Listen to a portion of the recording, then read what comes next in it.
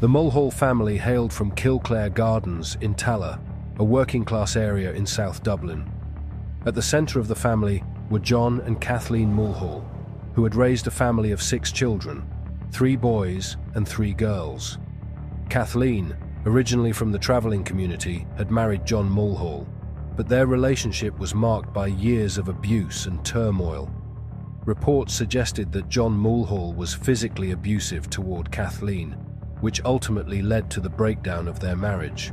In 2002, Kathleen entered into a relationship with Farris Noor, a man originally from Kenya, though he claimed to be a Somali refugee whose family had perished in the Somali Civil War. This new relationship quickly became troubled, with Noor allegedly abusing Kathleen in the same manner that her first husband had. He had a history of violence, particularly toward women, which would later emerge during investigations into his background.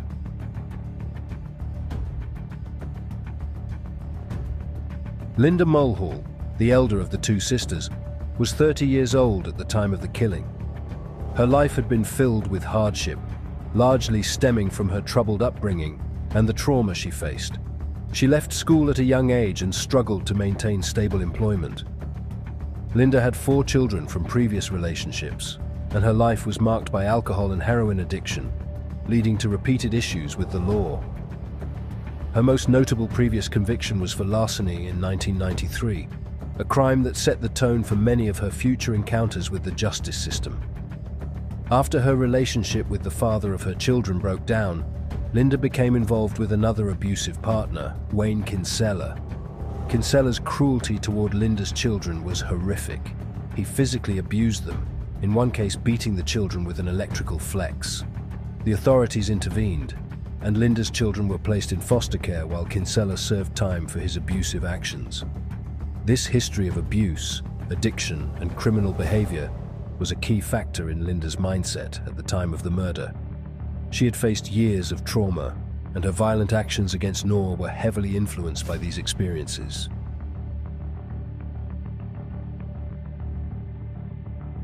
Charlotte Mulhall, the younger sister, was 21 years old when the killing occurred. Like her sister, she had a history of substance abuse, including alcohol and drugs, and had faced legal troubles as well. She had been involved in a series of criminal activities, including prostitution and minor offenses, such as public disorder and criminal damage. Charlotte was described by those who knew her as a troubled individual, and her behavior was often reckless and impulsive. Charlotte's upbringing mirrored that of her sisters, filled with neglect, emotional abuse, and instability. She too was drawn into the destructive cycle of substance abuse, which would contribute to her actions on the night of Noor's death. Despite these issues, she was seen by some as more vulnerable and impressionable compared to Linda, although both sisters shared a deep resentment toward Noor and their mother's treatment.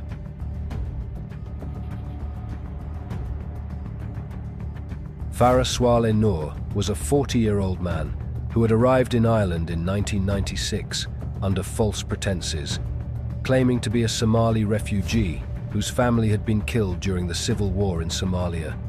However, investigations later revealed that he was actually Kenyan and his family was still alive. Despite this deception, Noor managed to gain Irish citizenship in 1999 after fathering a child with an Irish woman. Noor's criminal record was extensive. He had multiple convictions for offenses, including intoxication, assault, and threats of violence. He was also convicted of a serious assault in 1997, in which he assaulted a mentally disabled 16-year-old girl, resulting in the birth of a child.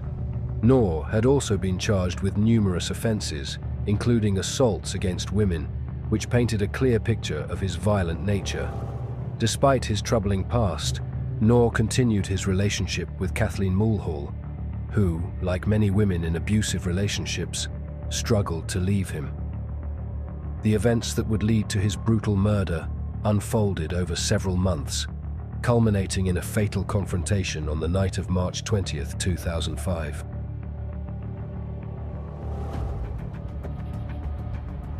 On the evening of March 20th, 2005, the Mulhall women, Kathleen, Linda, and Charlotte, were all heavily intoxicated after drinking alcohol in Dublin city centre. At some point during the night, they returned to Kathleen's flat in Summerhill, where they took ecstasy. Kathleen had reportedly crushed a tablet into Noor's drink, ensuring that they were all on the same buzz. At the flat, Noor and Linda were sitting together on a two-seater couch, with Charlotte sitting on the armrest. Noor, in a drunken stupor, began to act inappropriately, touching Linda in a sexual manner. He whispered into her ear and attempted to pull her closer, refusing to let go. This escalated the situation, and an argument broke out between Noor and Kathleen. According to reports, Kathleen instructed her daughters to murder Noor. In a frenzy of rage and possibly under the influence of drugs, Charlotte grabbed a Stanley knife and slashed Noor's throat, sending him to the ground. Linda, in a fit of anger, picked up a hammer and struck Noor repeatedly on the head. The sisters then proceeded to stab him more than 20 times. Their mother Kathleen watched, but did not directly intervene.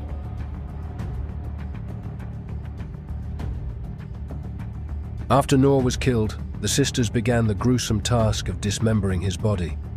They dragged his remains into the bathroom, where they used a kitchen knife and hammer to sever his limbs, head, and penis. To prevent blood from spilling, they placed towels over Noor's legs. The dismemberment process took several hours, with the women working in a state of shock and adrenaline. Once Noor's body was dismantled, they placed his dismembered parts into black plastic bags and a sports bag. The head was kept separate, as they did not want to throw it into the canal, as this would make identification difficult. They decided to take it with them on a bus to Tala, where they walked through the local shopping centre and into a nearby park. There, they buried the head in a field, but this was not the end of the disposal process. In a disturbing twist, Linda later returned to the park and exhumed the head, using her son's school bag to transport it to a different field in Killinarden Estate. There, she smashed the head with a hammer before reburying it.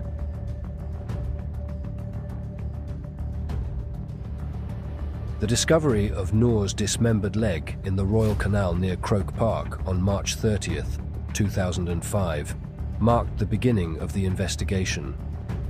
Garda sub-aqua divers retrieved the rest of his body in several parts, but Noor's head and penis were never found. The leg, still wearing a sock, was the key piece of evidence that eventually led the guards to begin connecting Noor's murder to the Mulhall family. Initially, the sisters denied any involvement in the crime. However, after several weeks of investigation, Linda contacted the police and admitted her role in the murder. Her confession set off a chain of events that led to further evidence, including bloodstains found in the Summerhill flat, which matched Noor's DNA. Linda's confession led to the arrest of both sisters, and eventually their mother, Kathleen, who had fled the country to England in September 2005. She was eventually located and returned to Ireland in 2008, where she faced charges for her role in concealing evidence and assisting in the cleanup of the crime scene.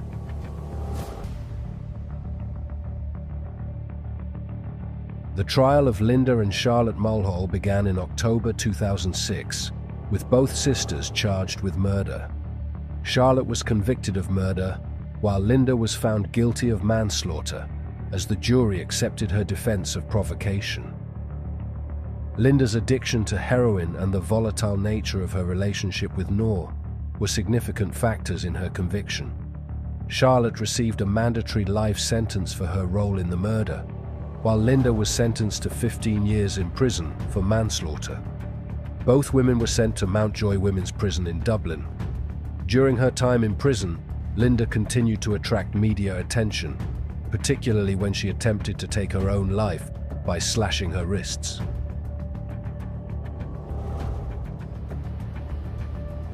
The aftermath of the crime saw significant fallout for the Mulhall family. John Mulhall, the father of the sisters, tragically took his own life in December 2005, unable to cope with the weight of his daughter's actions. The Mulhall family's reputation was forever tainted by the gruesome details of the crime. Kathleen Mulhall's voluntary return to Ireland in 2008 brought her to trial, where she pleaded guilty to helping clean up the crime scene and was sentenced to 5 years in prison. Her role in the cover-up of Noor's murder further added to the family's notoriety.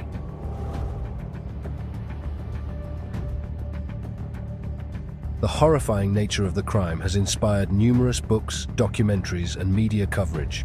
The sisters' gruesome actions shocked Ireland and drew international attention.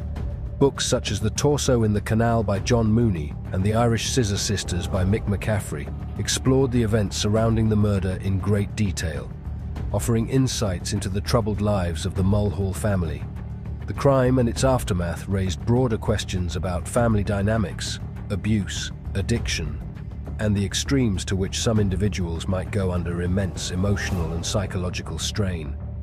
Linda Mulhall was released from prison in 2018 after serving over 12 years of her 15-year sentence. The legacy of the Mulhall family's crime remains one of the darkest chapters in Ireland's criminal history. This is the story of Eddie and Natalia Chipper, a couple whose lives appeared ordinary on the surface but were secretly built on a web of deception, crime, and the luxurious spoils of illegal activities. Their criminal empire came crashing down in January 2019 when law enforcement agencies, led by the Criminal Assets Bureau, made a coordinated series of arrests and raids that exposed the full scale of their operations. Their story is a complex tale of organized crime, money laundering, and a lavish lifestyle that hid a far darker truth.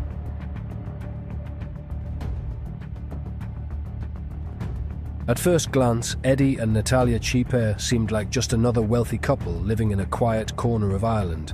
Eddie, a man who presented himself as a painter and decorator, ran a small company called Ked Decor Limited. He appeared to be a hard-working business owner, with a modest but successful company that allegedly employed a handful of people. On the surface, the Chippers were no different from the many other working-class families in Ireland, going about their lives, living in a suburban neighborhood, and spending time together on vacations. However, their public image was a carefully crafted facade designed to obscure the illegal activities that funded their extravagant lifestyle. While Eddie was busy decorating homes, he was simultaneously building a global drug trafficking operation. Natalia, too, played her part in maintaining this illusion of normalcy. With her presence in high-end fashion, extravagant vacations, and luxury cars, she appeared to be the perfect picture of a successful, high-society woman. The Chippers were living the dream, but it was a dream built on crime. Their life of luxury involved expensive holidays to places like Miami, Paris, and exotic destinations around the world. They frequented high-end resorts, and when they weren't on vacation, they were living in their stunning, multi-million-euro home known as the White House.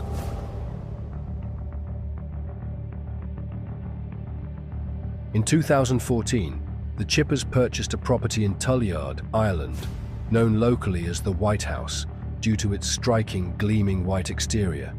The house, which had been purchased for €200,000 in an unfinished state, would later be lavishly outfitted with expensive renovations totaling nearly €1 million. The property wasn't just a home, it was a statement, a testament to the Chippers' seemingly boundless wealth. They installed elaborate gates worth €20,000, as well as a massive and extravagant dog run, which was constructed at an unbelievable cost of €126,000. The dog run was intended to house their prized animals, including an Akita, but it was also an indication of how far the couple was willing to go in their attempt to flaunt their newfound wealth. The run was so meticulously constructed and hidden that it was almost as if they were preparing for something more sinister than just caring for their pets. Even the house itself raised suspicions. Despite Eddie's claims of being a modest decorator, the property featured luxurious custom-made fixtures and security systems, making it clear that the Chippers' wealth came from sources far beyond their official business. However, the true scope of their wealth and criminal activities wouldn't be uncovered until much later.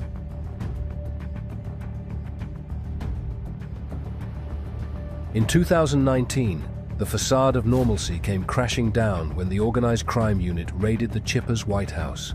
What they uncovered was a stash of 47 kilos of cannabis, packed and stored in pallets in the garage, waiting to be distributed across Europe. But the cannabis wasn't the only shocking discovery. The house was equipped with high-tech surveillance cameras, but strangely, the area where the drugs were stored wasn't covered by any security footage. This pointed to a deliberate effort to conceal the stash from prying eyes. Natalia was at the house during the raid, but was unable to offer a reasonable explanation for the cannabis. She claimed she had gone into the garage to fetch food for their dogs or deliver coffee to her husband, but investigators quickly realized that her involvement went far deeper than she was letting on. Eddie, who was absent at the time of the raid, had been missing for almost a month, raising suspicions that he might have been moving assets or preparing for a legal battle.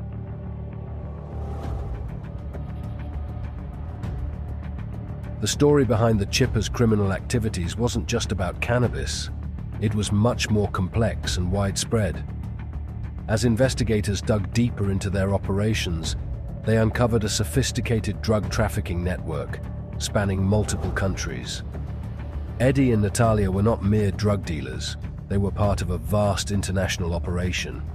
The DEA, along with law enforcement agencies from the UK, Ireland, and Portugal, uncovered a network that smuggled drugs across the globe. The Chippers' operation stretched from Portugal to Ireland, with Eddie and his associates coordinating the shipment of cannabis, cocaine, and other illegal drugs across Europe. Eddie played the role of the central figure in this operation, sourcing drugs from Portugal and distributing them throughout Europe. The couple had been using sailboats to transport the drugs across the Atlantic, hiding them in shipping containers and making sure that their operations were as clandestine as possible. They used sophisticated methods to avoid detection, constantly shifting routes and avoiding law enforcement radar. Even more surprising was their connection to Moldova, where Eddie had established contacts who helped facilitate the movement of drugs into Russia and other Eastern European countries. This global network enabled the Chippers to move large quantities of drugs and launder their profits across multiple borders. Their operation was far more intricate than most criminals could imagine, and it took years for authorities to piece together all the different elements.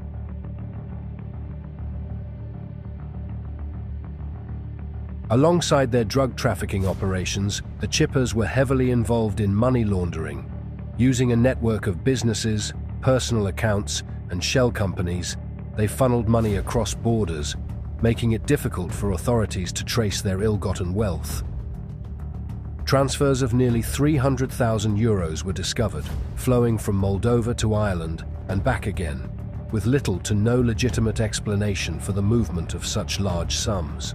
Despite reporting modest earnings, with Eddie claiming a modest 26,000 euros per year from his decorating business and Natalia reporting 13,800 euros, the Chippers had an extravagant lifestyle that didn't match their declared income. They lived in opulence, drove luxury cars, and vacationed in the most exclusive destinations. Investigators were able to track the flow of money, which ultimately led them to the conclusion that the couple was using their business and personal accounts as vehicles for money laundering.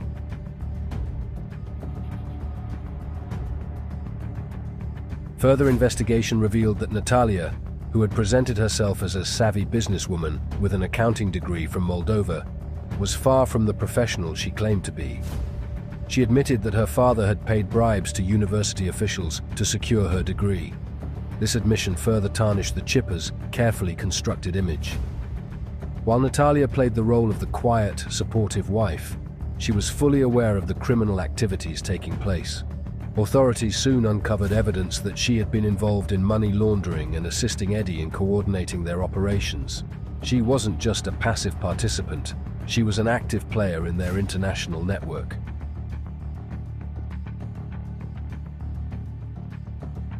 In 2019, the Criminal Assets Bureau began seizing the Chippers' assets. Their luxurious home, the White House, along with their fleet of high-end vehicles, including a Porsche Cayenne, were seized under the Proceeds of Crime Act. These actions marked the beginning of the end for the Chippers' lavish lifestyle. The White House was eventually put up for sale, with the proceeds to be used to repay a portion of the money obtained through illegal activities. In a landmark decision, the High Court ruled that the Chippers' assets would be sold off and 90% of the proceeds would be used to compensate the state for the criminal wealth they had accumulated. The Chippers were left with a mere fraction of their former fortune, a small reminder of their fall from grace.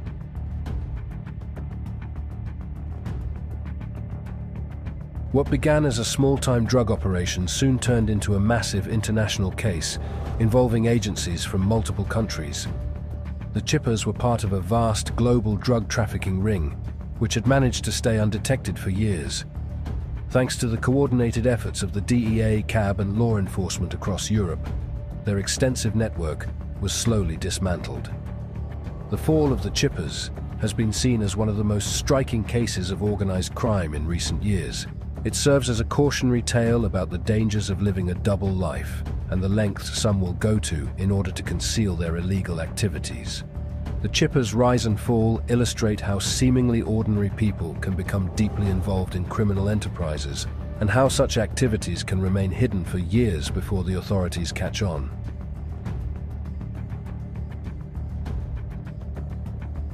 The Chippers' story is not over yet. While their assets have been seized, their criminal network is still under investigation. Authorities are working to track down the remaining members of their operation, and the full extent of their crimes is yet to be fully revealed. Eddie and Natalia's fall from grace serves as a stark reminder that no matter how well hidden a criminal empire may be, eventually it will be exposed. Their once glamorous lifestyle is now nothing more than a distant memory. The White House, their luxury cars, and their global network are all part of the evidence that will lead to the dismantling of one of the most complex drug smuggling operations seen in recent years. For Eddie and Natalia, their luxurious past has come to an abrupt end, and the future holds only uncertainty and legal consequences. In the heart of Limerick, Ireland, a child was born into a world steeped in conflict and rebellion. Rose Lynch's early years were colored by the tumult of the Troubles, a time when the streets buzzed with whispers of nationalism and dissent. Her father, Joe "Tiny" Lynch, was a prominent figure in the dissident Republican movement, the Continuity Irish Republican Army. From a young age, Rose was indoctrinated with tales of glory and sacrifice for the cause of Irish republicanism. Her home was a sanctuary for those who sought to further the agenda of armed struggle against British rule in Ireland. Tiny Lynch was a fierce advocate for Republican ideals, raising his children to revere the ideology of militant nationalism. He instilled in Rose a sense of duty, pride, and the belief that the fight for Irish independence was noble and necessary. As a child, she was encouraged to join Republican youth organizations and participate in community activities that promoted their cause. Rose's childhood was not filled with innocence. Instead, it was punctuated by meetings, marches, and a pervasive sense of purpose that would shape her future. By the age of 5, she was already selling Republican newspapers in the streets, proudly proclaiming her allegiance to the cause. As she grew older, her involvement deepened. She joined the women's group Cumann na Ban, learning the skills she would later employ in her violent endeavors. Her childhood friendships were forged in the fires of rebellion, and her teenage years were spent in the shadow of her father's expectations. The atmosphere was electric with the promise of struggle, and Rose absorbed every lesson her upbringing provided.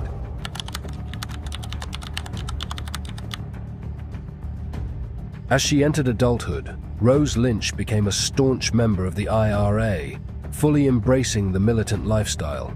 The world outside her door was rife with violence, and she was determined to be a part of it. The thrill of clandestine operations, the adrenaline of planning missions, and the rush of adrenaline that accompanied the reality of violence became her new normal.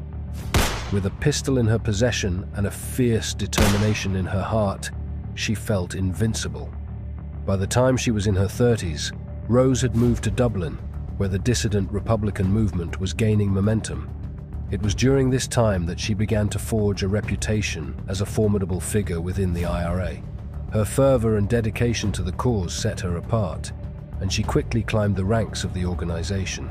But with her rise to prominence came an expectation for greater acts of violence and allegiance to the group's ideology. in November 2011, Rose's life would take a dark turn. Under the belief that she was acting in service of the IRA's mission, she received information that would forever alter the course of her life. Misguided intelligence led her to believe that David Darcy, a local delivery driver and father of two, was involved in the murder of her IRA chief, Liam Kenny. In reality, Darcy was an innocent man, going about his daily life, unaware that he had become a target. On that fateful day, Rose approached Darcy's van with a sense of purpose and vengeance. Without hesitation, she fired multiple shots into the vehicle, hitting him 3 times in the head and upper body. In that moment, Rose Lynch became known as Ireland's first female assassin. As she stood over the lifeless body of David Darcy, the thrill of the act washed over her. It was a calculated decision, a supposed act of retribution for a crime that had never been committed by her victim.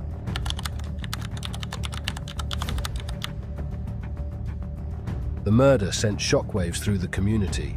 The IRA, believing they had achieved a significant blow against a perceived enemy, celebrated her actions. But the truth soon unraveled. Investigators quickly established that Darcy had no ties to criminal activity. He was a hard-working man, beloved by his family and community, and the brutal reality of his murder became painfully clear. Rose Lynch was arrested within weeks of the assassination. In a chilling display of defiance, she maintained her pride in her actions. During her trial, she declared herself a true volunteer, refusing to acknowledge any wrongdoing. The courtroom heard her twisted justifications as she clung to the belief that she had served her organization faithfully. Her lack of remorse left a deep scar on Darcy's family, who were left to mourn an innocent life cut short by a senseless act of violence. In April 2014, the Special Criminal Court found Lynch guilty of murder. The judge described the act as a premeditated, calculated, and cold-blooded murder. Rose was sentenced to life in prison, but her story was far from over. While incarcerated, she continued to espouse her beliefs, often boasting about her actions and the supposed righteousness of her cause. Her reputation as a hardliner within the prison walls grew, as did her delusions of grandeur.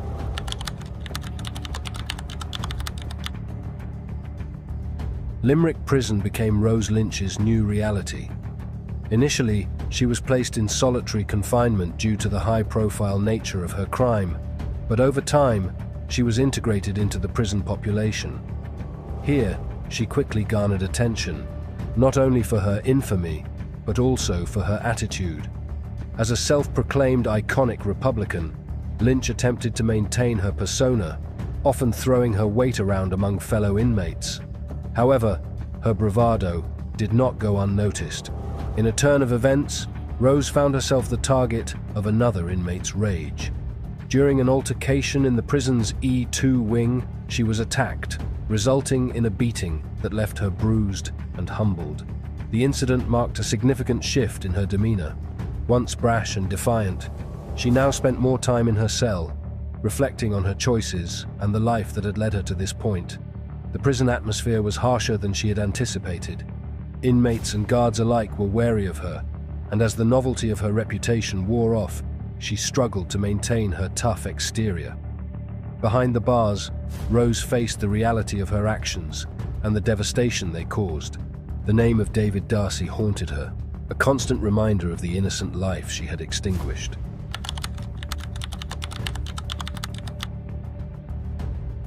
As the prison population swelled, Lynch was moved to share a cell with Lisa Smith, an ISIS member and former soldier.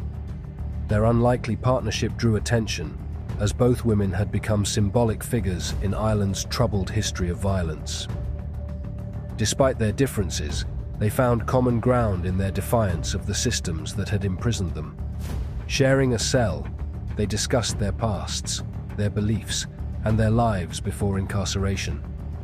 Smith had been convicted for her allegiance to a foreign terror organization, while Lynch's crime was rooted in the local violence of her homeland. The two women, once enemies in ideology, formed a bond, both described as model prisoners.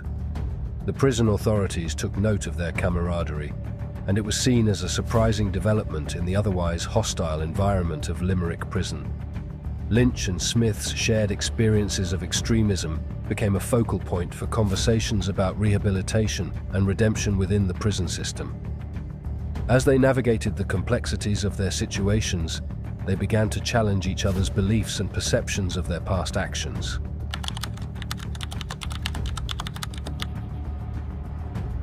Years passed, and Rose Lynch found herself reflecting on her life, both before and after the murder of David Darcy. While she continued to insist that her actions were justified, the isolation of prison life began to chip away at her convictions. The prison walls echoed with the cries of families devastated by violence, and the silence of her cell became a canvas for her guilt and anger.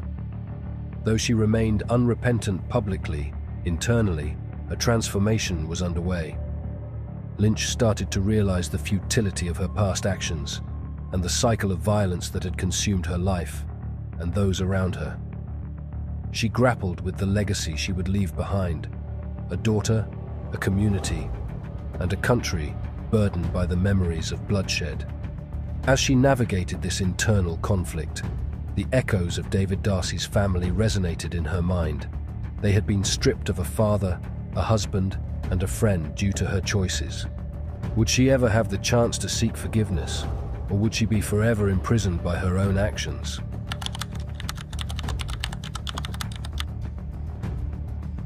The story of Rose Lynch is not just a narrative of one woman's descent into violence, but also a reflection of a society grappling with its own demons. As she sits in her cell, she symbolizes the struggles of a generation caught in a cycle of revenge and hatred. Her story serves as a reminder of the fragility of life and the heavy toll of violence on both victims and perpetrators. Outside the prison walls, the legacy of the Troubles continues to haunt Ireland. Communities are still healing, families are still mourning, and the ghosts of the past linger in the shadows. Lynch's actions have contributed to a complex narrative of loss and tragedy, one that resonates through the lives of countless individuals. As Lynch reflects on her past, she is faced with an uncertain future. Her life sentence means that she will spend the foreseeable future behind bars, but the thoughts of what could have been linger in her mind. Would she have chosen a different path if given the opportunity? Would she have sought peace instead of vengeance? The answers remain elusive, lost in the labyrinth of her choices. The story of Rose Lynch serves as a cautionary tale, a narrative woven into the fabric of Irish history. It raises questions about identity, loyalty, and the cost of violence. As she navigates her life in prison, Rose is forced to confront the legacy she has created, one of bloodshed, loss, and a quest for meaning in a world overshadowed by conflict. In the end, Lynch's journey is not just about her own life. It is a reflection of a society that continues to grapple with its history, seeking a path towards reconciliation and understanding. The legacy of her actions will reverberate through generations, a stark reminder of the price of hatred and the importance of choosing peace over violence. And so, the story of Ireland's first female assassin unfolds, an intricate tapestry of upbringing, violence, remorse, and the longing for redemption, leaving behind a haunting echo that will linger long after the final chapter is written. Today, we're exploring one of the most controversial and deeply unsettling stories to have emerged in recent years, the case of Barbie Kardashian, a man whose criminal history and identity have ignited intense debates around gender, public safety, and justice. This is not just a story about an individual's choices. It's about how society navigates the intersection of personal identity, crime, and the protection of others. The case raises questions about how we approach gender identity and whether it can or should ever take precedence over safety, particularly when that safety is at risk from a violent individual. So, what's the full story behind Barbie Kardashian?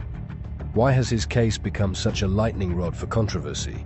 And what does it mean for the future of gender rights and criminal justice?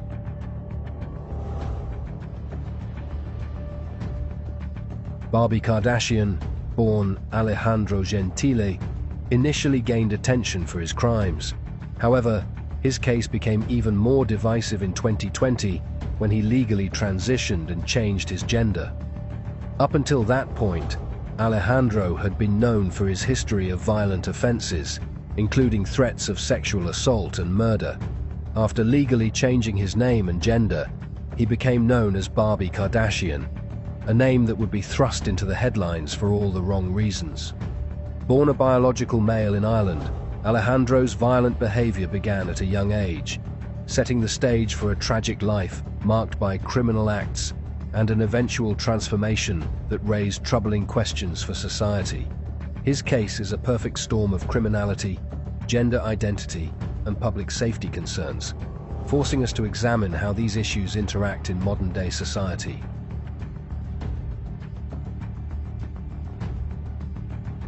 From a young age, Alejandro exhibited violent tendencies, leaving a trail of offenses that would only get worse with time.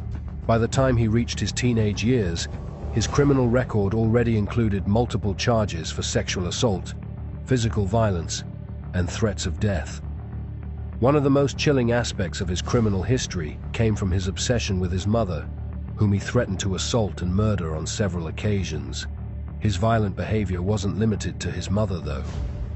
At just 13 years old, Alejandro attacked a female caregiver in the most disturbing manner. He ripped out chunks of her hair and inflicted significant physical harm on her, showing no remorse afterward. In fact, he claimed that hearing his victim scream was music to his ears, and his only regret was failing to end her life. This early incident foreshadowed the type of criminal that Alejandro would become, a person with no empathy and no regard for the safety or well-being of others. Despite his young age, these incidents made it clear that Alejandro was a danger to everyone around him. He was placed in a secure facility by the authorities to protect both him and society from the harm he could cause.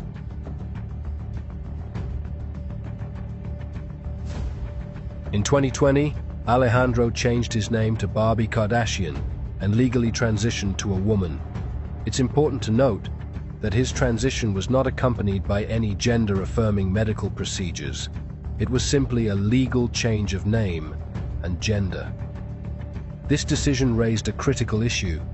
Should someone with a history of such violent behavior, including threats to murder women, be allowed to transition and subsequently be placed in a women's prison? This is where the controversy began to take shape. In 2020, when Alejandro legally changed his gender, there were concerns about the safety of women in facilities where people of the opposite sex are housed. Still, as his trial unfolded, the courts and the media were more focused on respecting his gender identity than addressing the serious risks he posed to others. This is where things start to become really complex. Gender identity is a deeply personal experience, and we live in a time when people are rightfully pushing for more recognition and respect for individuals' gender identities. But when a person with such a violent past identifies as a woman, it begs the question, how do we balance respecting someone's gender with the need to ensure public safety, particularly for vulnerable women?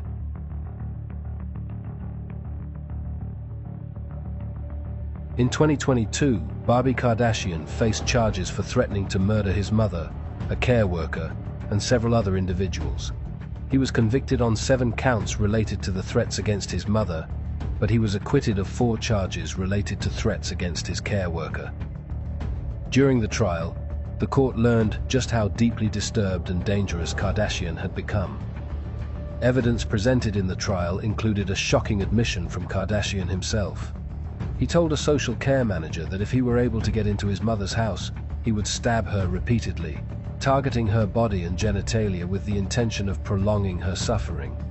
His words were chilling, and they painted a disturbing picture of someone with deep psychological issues and a complete lack of empathy.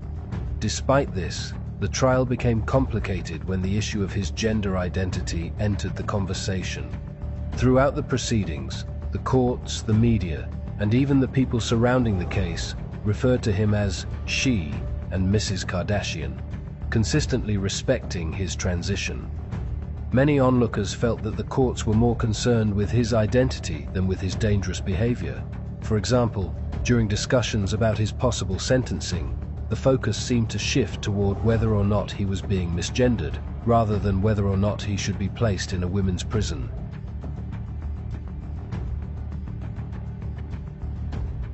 In the aftermath of the trial, Kardashian was sentenced to serve time in a women's prison. The decision to place a biological male with such a violent history in a facility for women sparked immediate backlash. Many argued that this decision placed vulnerable women at risk of harm, especially given the nature of Kardashian's past offenses. Some feared that his presence in a women's prison could lead to further violence, particularly against women who are already dealing with trauma. This controversy raises questions about the broader issue of transgender individuals in correctional facilities. Should someone who has committed violent acts, particularly crimes against women, be allowed to serve time in a women's prison simply because they identify as a woman? There's no easy answer. However, it's hard to ignore the fact that, in this case, the system failed to prioritize the safety of other inmates.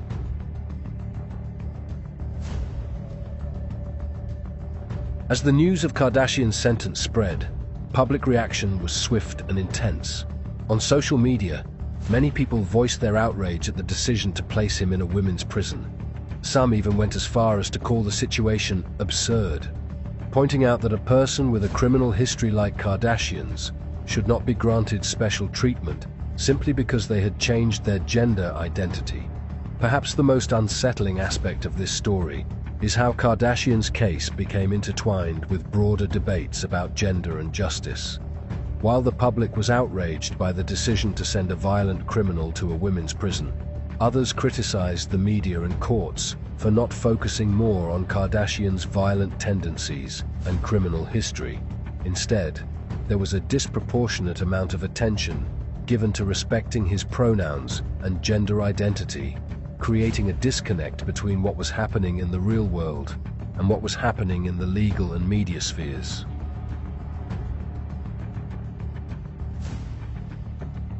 The case of Barbie Kardashian reflects a larger societal struggle. How do we handle the rights of individuals, particularly those who identify as transgender, while also protecting the public from those who pose a danger? It raises fundamental questions about the balance between respecting someone's gender identity and protecting the safety of others. This is not an issue confined to Ireland, but one that has implications for many parts of the world, particularly in countries where transgender rights are becoming more widely recognized. Kardashian's case is a particularly extreme example, but it highlights the difficult questions we will all have to grapple with moving forward. How do we ensure that gender identity is respected, while also ensuring that dangerous individuals do not exploit the system?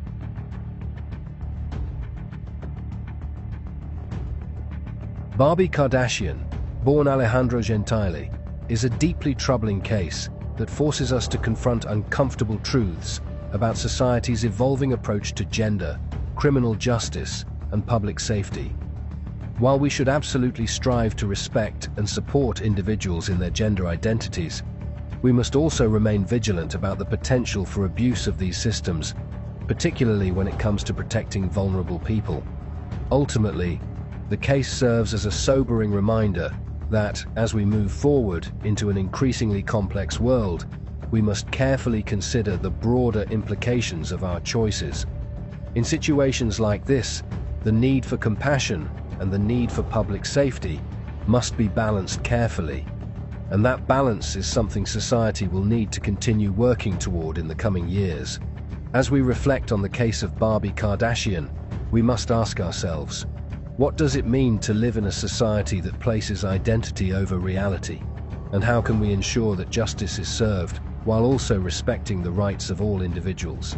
Prisons are built on boundaries. Every locked door, every uniform, every rule exists to enforce a clear divide between those who hold power and those who do not. Prison officers are entrusted with authority, access, and control. Prisoners, by definition, are subject to that authority. But over the last decade in the UK, a growing number of cases have revealed what happens when that line doesn't just blur, but collapses entirely. These are not stories of forbidden romance or dramatic love affairs. They are stories about power, pressure, vulnerability, and opportunity. They are about how professional boundaries erode, how secrecy escalates, and how individual failures can expose systemic weaknesses. Again and again, investigations have uncovered prison officers forming inappropriate and often illegal relationships with inmates. Some began emotionally, others turned sexual. Many escalated into serious security breaches involving contraband, corruption, and organized crime. What's most striking is how often the same patterns repeat, the same warning signs, the same justifications, the same outcomes. This is the story of those cases, how they unfolded, how they were exposed, and what they reveal about the modern British prison system. If one prison has come to symbolize this issue, it is HMP 5 Wells in Northamptonshire. Opened as a flagship next-generation prison, it was designed to showcase modern custody. Instead, it became the setting for multiple misconduct cases involving staff and inmates, all within a relatively short period. One of the most serious involved a young prison officer named Alicia Novas. Barely out of her teens when she joined the service, Novas was posted to 5 Wells and assigned to supervise male prisoners. During her time there, she formed a sexual relationship with an inmate named Declan Winkless. The relationship took place while she was on duty inside the prison. But it didn't stop there. Novas passed confidential information to Winkless, warned him about searches, and smuggled contraband into the prison, including drugs and mobile phones. The power imbalance was absolute. She had authority and access. He had influence and motive. The relationship eventually came to light after explicit videos were recorded and later circulated. Once investigators became aware, the case unraveled quickly. Novas pleaded guilty to misconduct in public office and received a custodial sentence of several years. Winkless was also jailed.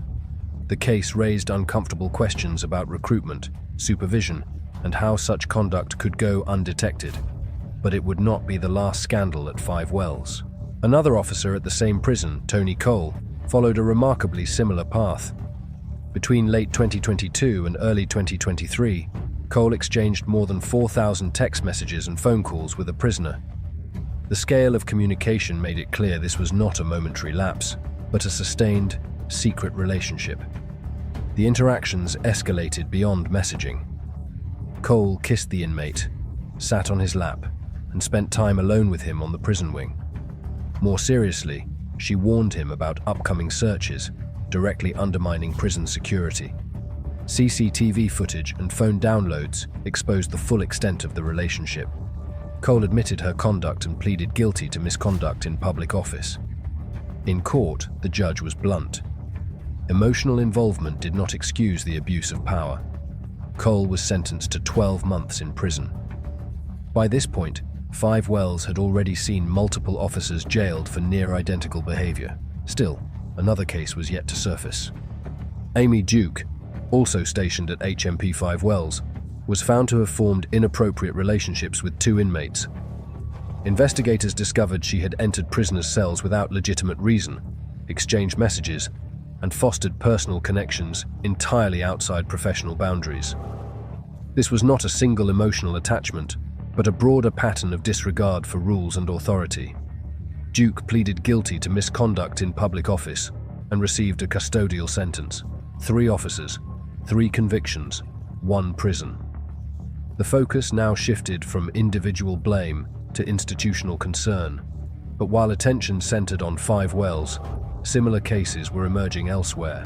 In London, HMP Wandsworth became the center of national attention after footage surfaced showing prison officer Linda de Souza Abreu engaging in sexual activity with an inmate inside his cell. The video, filmed by another prisoner, spread rapidly online before authorities could intervene. The reaction was immediate and intense. This was not a rumor or an allegation. It was visual proof of a complete breakdown in control. Abreu was on duty. The act took place inside a functioning prison wing. Other inmates were nearby. The implications for safety and authority were enormous. She was arrested, charged, and pleaded guilty to misconduct in public office. The court described her actions as a gross betrayal of trust and sentenced her to 15 months in prison. The case exposed how contraband phones, poor supervision, and internal blind spots could converge to produce a scandal visible to the entire country. Not every case exploded into headlines. At HMP Chelmsford, a prison tutor named Melissa Murphy, formerly Melissa O'Brien, developed an inappropriate relationship with a prisoner through letters and private contact. The relationship came to light only after concerns were raised about locked rooms and missing keys. A closer investigation revealed the full extent of the misconduct. Murphy was not a uniformed officer, but she still held authority, access, and responsibility. The court made it clear that the same standards applied. She pleaded guilty and received a custodial sentence followed by supervision upon release. The case served as a reminder that corruption is not limited to frontline guards. Anyone with access can abuse it. By the time Isabel Dale appeared at Southwark Crown Court, it was clear this was one of the most serious cases of its kind. Dale was just 23 years old. She had joined the prison service and was posted to HMP Coldingley. Within 8 months of starting the job, she had formed sexual relationships with 2 inmates. One of them was Shahid Sharif, a 34-year-old prisoner serving time for robbery. The relationship escalated rapidly. Within months, they were engaged. When Sharif was transferred to HMP Swaleside, the relationship did not end. Dale continued to visit him. She sent him money through the prison system. She remained deeply involved in his life, and soon, in criminal activity. Between September 2021 and December 2022, Dale, Sharif, and a third individual, Lilea Salis, conspired to smuggle synthetic cannabinoids, commonly known as spice, into HMP Swaleside. Spice is notorious inside prisons. It fuels violence, medical emergencies, exploitation, and instability. The introduction of such drugs directly threatens staff and prisoners alike. The conspiracy was uncovered through an investigation by the Prison Intelligence Team within the Southeast Regional Organised Crime Unit, working alongside the HM Prisons and Probation Service Counter-Corruption Unit. Dale was arrested in November 2022 and resigned shortly afterward. In February, she was convicted of 2 counts of misconduct in public office and 1 count of conspiracy to convey a Class A article into prison. She was sentenced to 3 years and 6 months in prison. Sharif received 2 years and 3 months. Salis received 2 years and 6 months. The court and investigators were clear. This was not a lapse in judgment. It was a serious breach of trust that endangered lives. When these cases are viewed together, clear patterns emerge. Most involve young or inexperienced staff. Many involve emotional dependency escalating into secrecy. Several involve the same prisons. Almost all end with security breaches far beyond personal misconduct. Journalists and experts have pointed to chronic staff shortages, high stress, low morale, and inadequate training as contributing factors. But the courts have been unequivocal. Authority carries responsibility. Crossing that line is a crime. These stories matter because they are not isolated scandals. They are warnings. Every time a prison officer abuses their position, the damage extends far beyond 2 individuals. It undermines safety, corrodes trust, and places other staff and prisoners at risk. The past decade has shown that this issue is persistent, systemic, and deeply consequential. Until the underlying causes are confronted, recruitment, training, oversight, and accountability, these stories will continue to emerge. The line between officer and inmate exists for a reason. When it disappears, the consequences echo far beyond prison walls. Colleen Campbell once epitomized the image of a glamorous Manchester gangster's wife.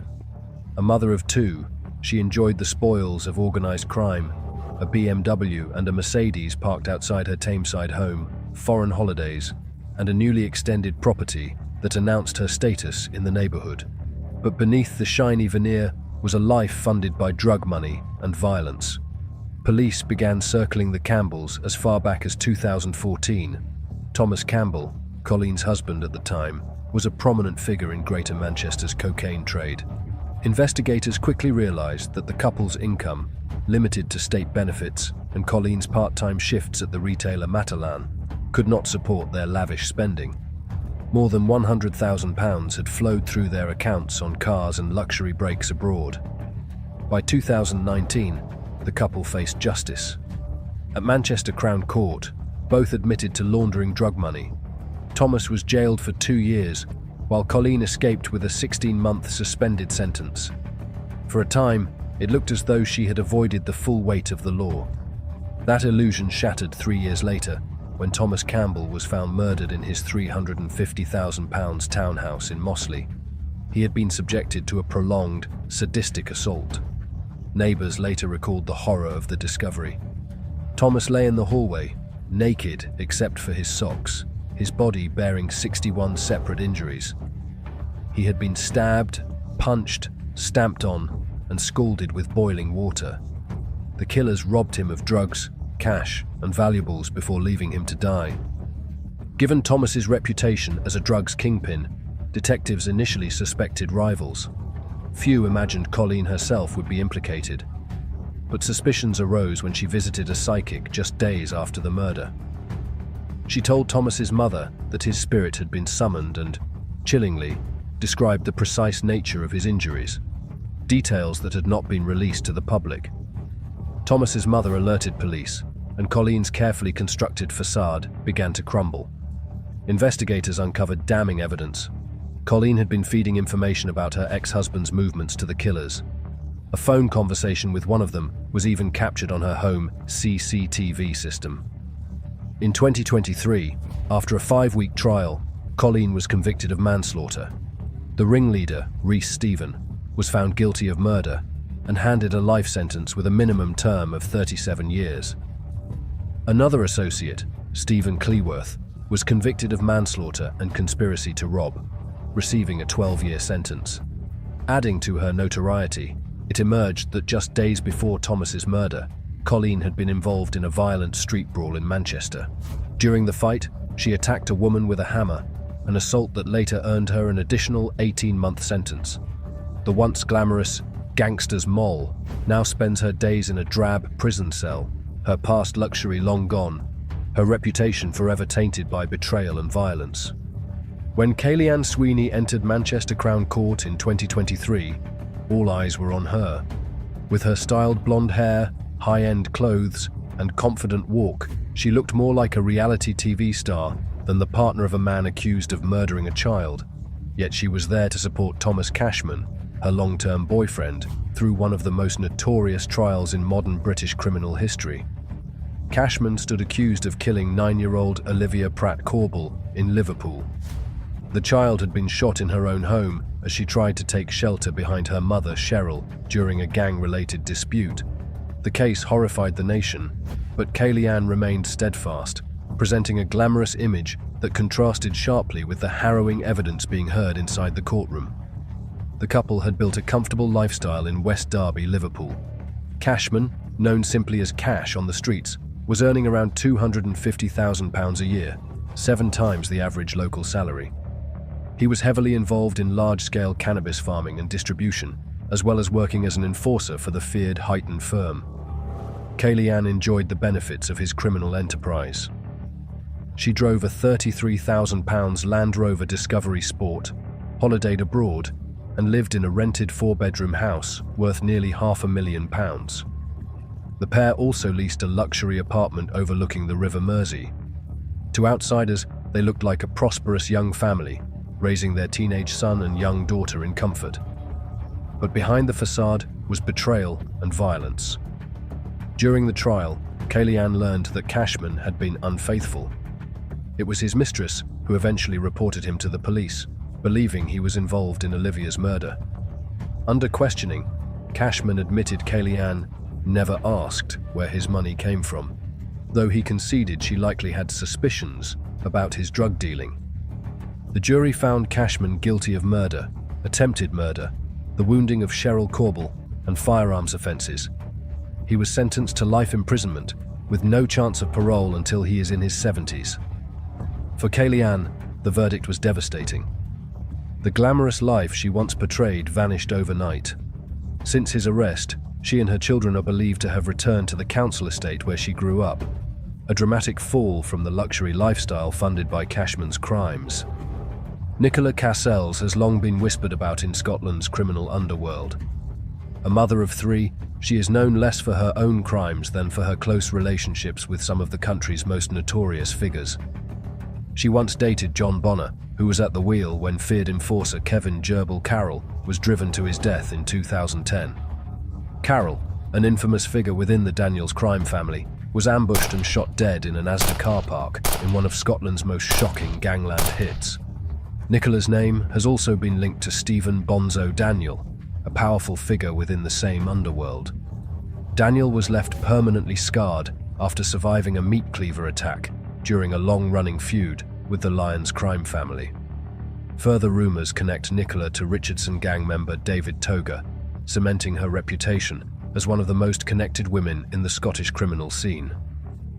Experts describe such patterns of attraction as hybristophilia, a psychological phenomenon where individuals are drawn to partners with criminal or violent tendencies.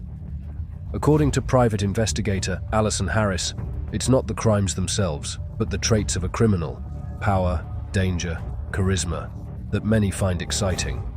Whether by choice or circumstance, Nicola Cassels remains entwined in Scotland's darkest criminal networks, her life story a reflection of the dangerous allure of gangland figures. In 2013, Jane Park's life changed overnight.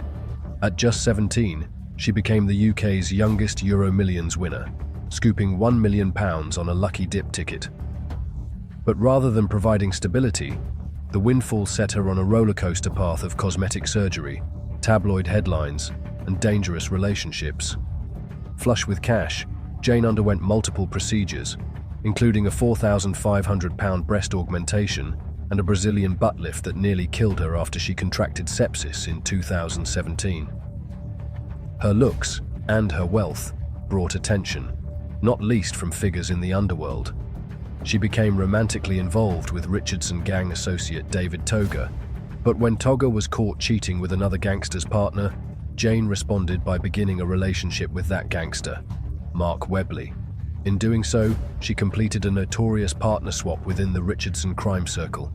Her lifestyle continued to make headlines. She began selling topless content on subscription site OnlyFans and frequently shared updates with her 200,000 Instagram followers, including a trip to Turkey for more surgery in 2023. That same year, tragedy struck. Her boyfriend, Mark Webley, was shot dead outside an Edinburgh pub on New Year's Eve. The killing ended their turbulent relationship in the most violent way possible, marking another dark chapter in Jane's unconventional life. Kelly Bow Green grew up in the shadow of Scotland's most feared crime family.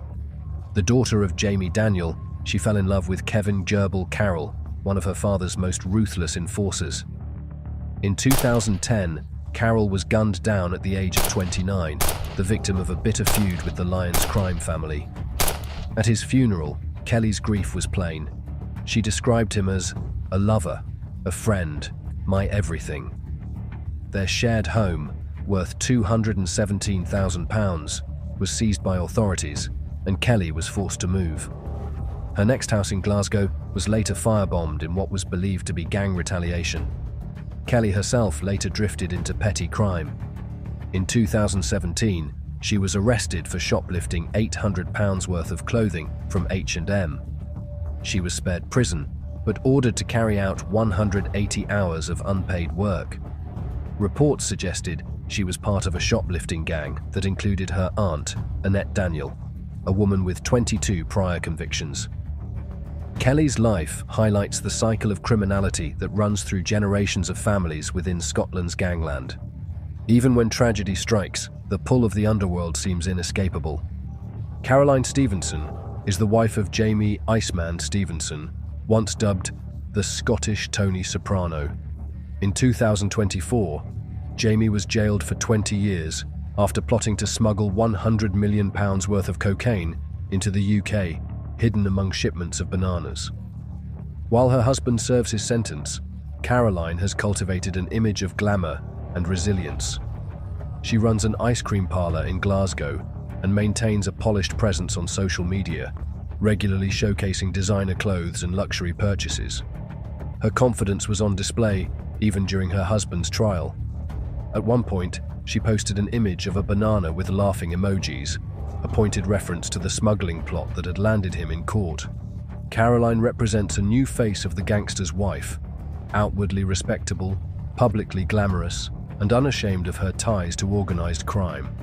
With her husband behind bars, she continues to live in comfort, embodying the strange paradox of power and notoriety that comes with life at the top of Scotland's underworld.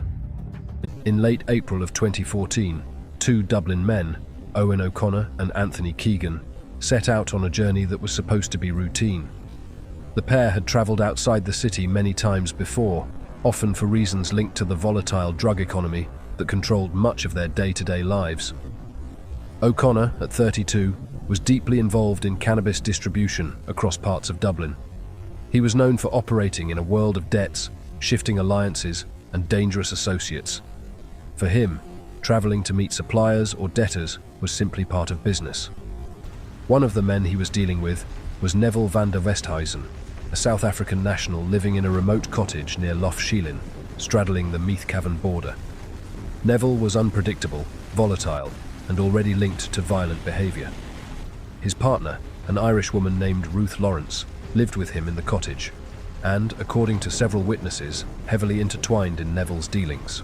On 22nd of April 2014, just after 7 p.m, O'Connor placed what would become his final phone call, dialing Neville. The purpose of the call was simple: settle a long-standing drug debt that had reached around €70,000. What O'Connor and Keegan didn't know was that, by making that call, they were stepping into a trap from which neither would return.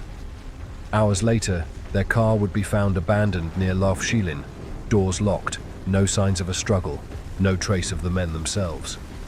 Their sudden disappearance was the first sign that something far darker had taken place. St. Patrick's Cottage stood on isolated ground, surrounded by fields and bordered by the long, quiet shoreline of Lough Sheelin. From the outside, it appeared almost idyllic, a small home tucked away in the countryside. But inside, a far more dangerous world existed. For months leading up to the murders, tensions had been rising between O'Connor and Neville. The missing €70,000 created pressure, suspicion, and threats. The prosecution would later argue that a meeting was arranged under the illusion of settling the dispute, but instead became an ambush planned by Neville and Ruth. What happened inside, or just outside the cottage on the evening of 22nd of April, was pieced together only later, through forensics and witness testimony. But the sequence of violence had a chilling clarity. According to the state's case, when O'Connor and Keegan arrived, the confrontation escalated almost immediately. O'Connor was shot first, hit in the stomach, a wound that did not kill him instantly. That shot, prosecutors argued, came from Ruth Lawrence herself. Injured and unable to defend himself, O'Connor was then finished off by Neville with a shot to the head. Keegan, who had witnessed everything and posed an immediate threat as a surviving witness, was killed shortly afterwards, shot in both the neck and the head. Both men were bound. Both were left with no chance of survival. Inside the cottage, the killers moved quickly. They wrapped the bodies, dragged them across the property, and prepared for disposal. Witnesses would later tell Gardaí about concrete blocks being shifted behind the cottage, clothing being burned, and unusual movement near the lake late into the night. Every one of these details became a crucial thread in unraveling the case. Lough Sheelin is dotted with small, uninhabited islands, dense, silent outcrops that rarely see visitors. One of them, Inchicup Island, would become the final resting place of the missing men.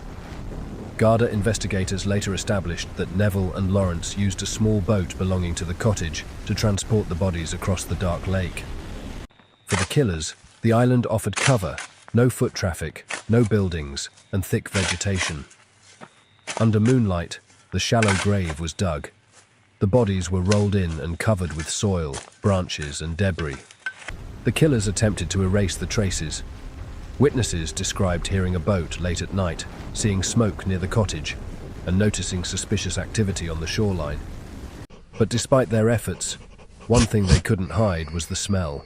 On 26 May 2014, over 5 weeks after the men vanished, search teams detected a strong, unusual odor, while scanning Inchicup Island. A sniffer dog homed in on the disturbed earth. Beneath it lay O'Connor and Keegan, still bound, still partially wrapped, and clearly victims of execution-style killings. The discovery shifted the case instantly from a missing persons investigation to a double homicide. Within days of the murders, both Ruth Lawrence and Neville van der Westhuizen had fled Ireland. Their departure was quick, coordinated, and clearly pre-planned.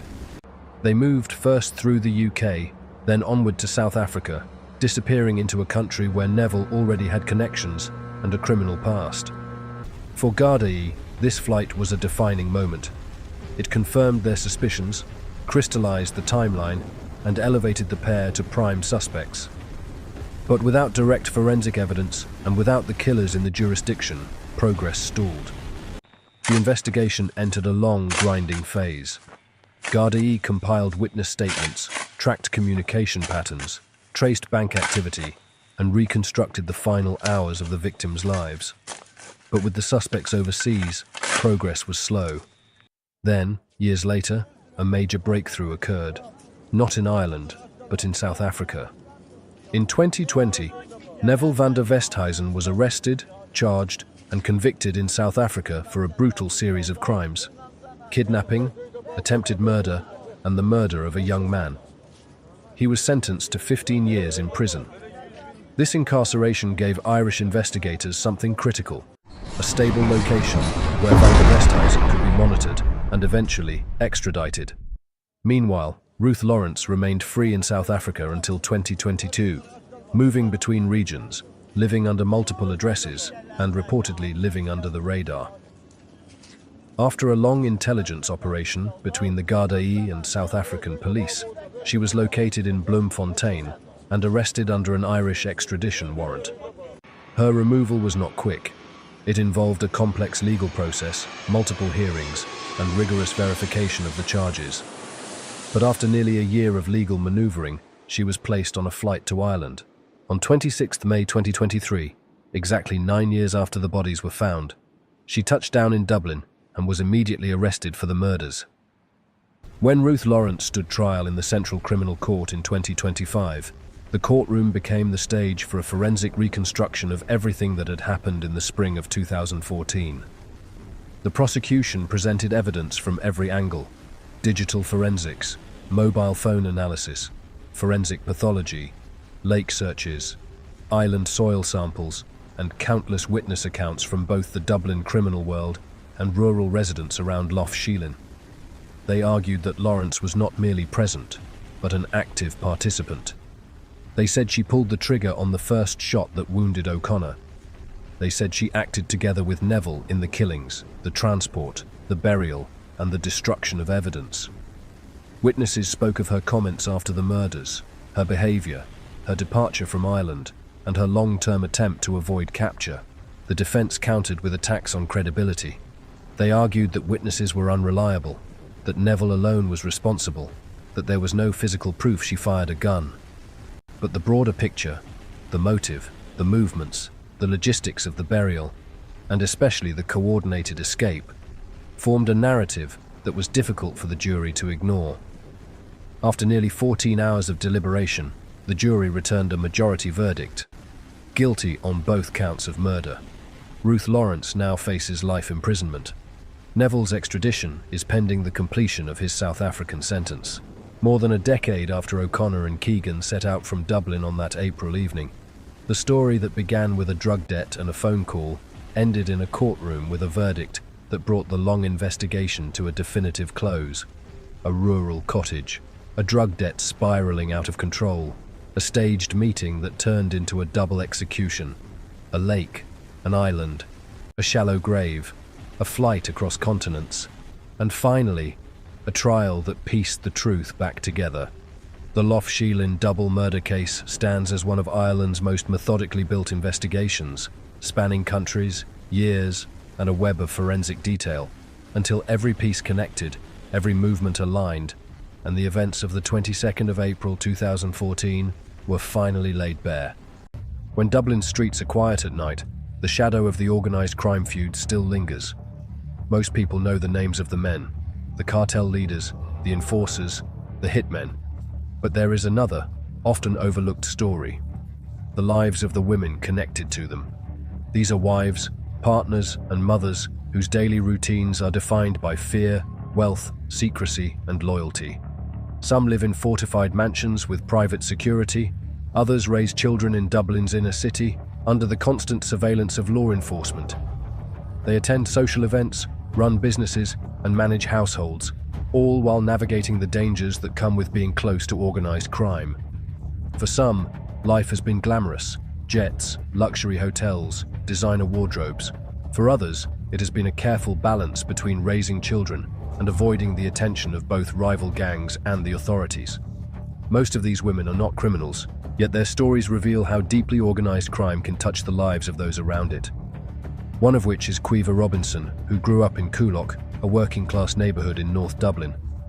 Her early life was far removed from the glitz and opulence she would later experience in Dubai. Before marrying Daniel Kinahan, Quiver was linked to another notorious figure, Micah Kelly, a gangster involved in 6 murders. Kelly's violent death in 2011, shot multiple times and then run over by a car, would mark the first of several personal tragedies that shaped her understanding of the gangland world. In 2017, Quiver married Daniel Kinahan in a high-profile ceremony at the Burj Al Arab. The event was attended by senior figures from Irish and Scottish organised crime, highlighting how marriage for these women often intersects with power, status, and danger.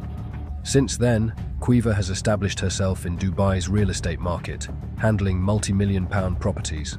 Among her deals were luxury villas with pools, golf course views, and mansions sold for over £4 million. Despite her husband facing US sanctions and a $5 million bounty, Quiver lives openly, managing business dealings, traveling internationally, and raising children, carefully maintaining a life that is part luxury, part survival. Her story illustrates the delicate balance these women must maintain, living a life of apparent normalcy while married to men whose criminal networks stretch across continents. Simone McEnroe has spent nearly 30 years as the wife of Liam Byrne, one of the Kinahan cartel's key lieutenants. Together, they raised 3 children in Dublin, maintaining a household that straddled both domestic life and organized crime. Simone's life, especially in public, is one of glamour and careful presentation.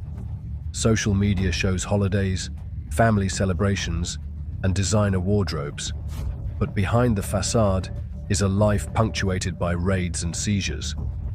In 2016, guards stormed the Byrne mansion in Crumlin, targeting firearms and other cartel-related assets.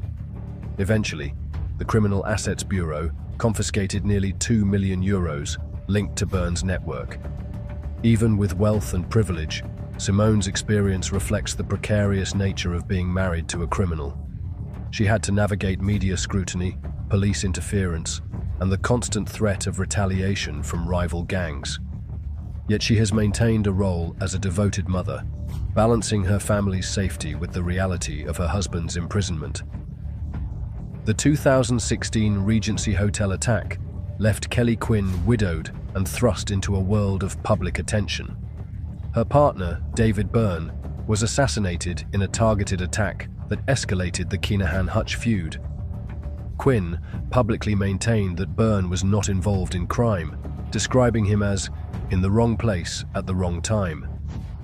Guards, however, viewed Byrne as a cartel enforcer responsible for collecting debts and carrying out threats. Following his death, Kelly Quinn became part of a network of women tied to the Kinahan cartel. While she has never faced criminal charges, she remains connected by association. Her story is emblematic of the trauma these women endure, losing partners to violent reprisals while raising children in the shadow of ongoing danger. Despite the threats surrounding her, Quinn has managed to keep her children safe and maintain relationships with other women in the cartel network, demonstrating resilience and adaptability in a world defined by fear and loyalty. Joanne Byrne married Thomas Bomber Kavanagh, a high-ranking Kinahan operative, solidifying her position in one of Ireland's most notorious criminal families. Her siblings, Liam and David Byrne, were also key cartel members, making Joanne's life deeply intertwined with organized crime. Joanne lived in a fortified mansion in Staffordshire, worth approximately £1 million. During a 2019 police raid, law enforcement seized luxury watches, jewellery and clothing valued at over £500,000. Despite her proximity to these operations, Joanne has never been charged with a crime.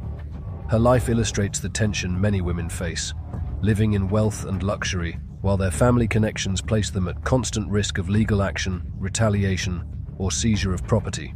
She continues to reside in the family home, navigating the legal consequences of her husband's convictions, while maintaining her role as a mother and wife.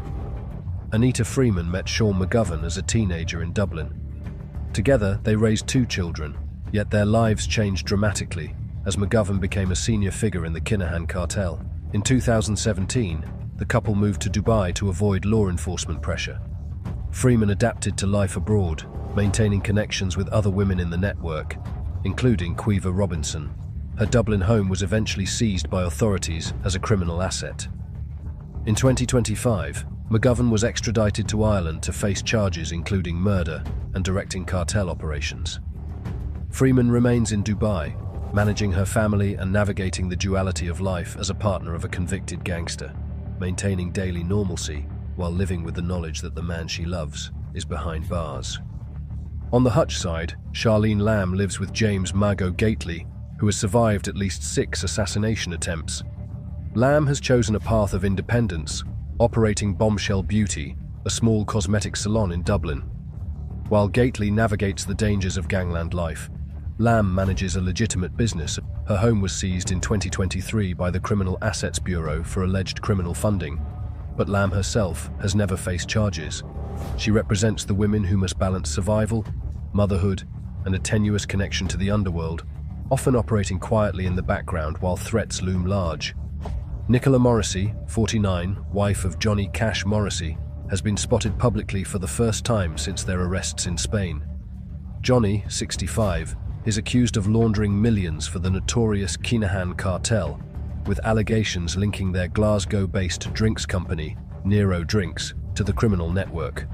The couple married a decade ago in a lavish ceremony at Dundas Castle and now live between a £4.5 million mansion and a villa on Spain's Costa del Sol. Nicola has maintained a high-profile presence, appearing in lifestyle photo shoots and dining publicly in Marbella, while her business continues to operate from an anonymous office in Glasgow. Despite being caught up in international investigations, Nicola has never been charged, and sources suggest she remains in Spain for safety amid ongoing gangland violence in Scotland. Her life reflects the balance many women in the underworld maintain: visible wealth and social status, but constant awareness of the dangers surrounding them. Sandra Vaughan, former MTK boss and longtime ally of Daniel Kinahan, has largely disappeared from social media, stepping back from the public eye. Known for her outspoken personality and defense of Kinahan against media criticism, Sandra is reportedly considering a move to Spain or Scotland, keeping her family away from growing gangland pressures. She is married to Danny Vaughan, a boxing coach who publicly praised Kinahan shortly after US and UAE sanctions were imposed on the cartel and its associates. The couple has focused on protecting their children and maintaining a low profile as the Kinahan network faces international scrutiny. Their story reflects a recurring theme among women connected to organized crime, navigating a life of loyalty, danger, and family protection, often retreating from public attention while the men remain under investigation or on the move to avoid law enforcement. Jacqueline Kallenbach, ex-wife of Christy Dapper Don Kinahan, passed away in the Netherlands. She was married to Kinahan in 2001, living with him in the UK and Amsterdam, and ran a number of businesses alongside him, including beauty salons, car dealerships, and construction firms. After their split in 2007, Jacqueline remained on friendly terms with the Kinahan family, even publicly wishing Christy's son Daniel a Merry Christmas on social media. She later entered a new, controversial relationship with Louis Hageman, a notorious serial killer and former Hell's Angel serving life for the 1984 murders of his ex-girlfriend and her 2 children. Jacqueline's life reflects the complicated paths of women connected to gangland figures, managing business and family ties, navigating personal relationships with dangerous men, and maintaining connections even after separation, all while living under the long shadow of crime. April Collins from Limerick found herself caught in the dangerous world of gang violence as the ex-partner of Gerard Dundon. In 2008, she admitted she could have alerted authorities to a planned killing, which tragically resulted in the death of rugby player Shane Gagan, a case of mistaken identity. Under Garda protection, Collins gave evidence in the trial of John Dundon, describing the fear that prevented her from speaking out earlier. She explained that intervening would have placed her and her family at immediate risk, highlighting the impossible choices faced by those close to gang members. Despite the trauma, she has cooperated with law enforcement, giving key testimony while maintaining her anonymity and safety. Collins's story illustrates the constant tension for women living in the orbit of violent criminals, balancing loyalty, fear, and survival in a world where speaking out could cost lives. Sadie Byrne, mother of the late David Byrne and matriarch of the Byrne crime family, has long maintained she has no involvement in criminal activity, yet her family has been closely tied to Dublin's organised crime scene, with the Criminal Assets Bureau describing the Byrnes as synonymous with organised crime in Dublin. Despite these connections, Sadie has been photographed in social settings with high-profile figures, including Jerry the Monk Hutch, highlighting the complicated social circles these women navigate. She has endured personal tragedy, including the violent death of her son David, while also dealing with ongoing legal scrutiny and asset seizures tied to the family's criminal network. Sadie's life is a mixture of public grief and private caution. She protests outside court, defends her family, and manages the scrutiny that comes with being part of a powerful criminal dynasty. Her story reflects the difficult balance for women in these families, raising children, preserving family ties, and maintaining dignity, all while living under constant threat and public attention. She called herself the goddess of wealth, wrapped in gold, draped in light, a queen of cryptocurrency, ruling not from a throne but from behind a screen. Her name was Jimin Chan, though the world would come to know her by another, Yadi Zhang. She promised riches beyond imagination, 300% returns, instant fortune, eternal prosperity, and people believed her, because belief is the first currency of every con.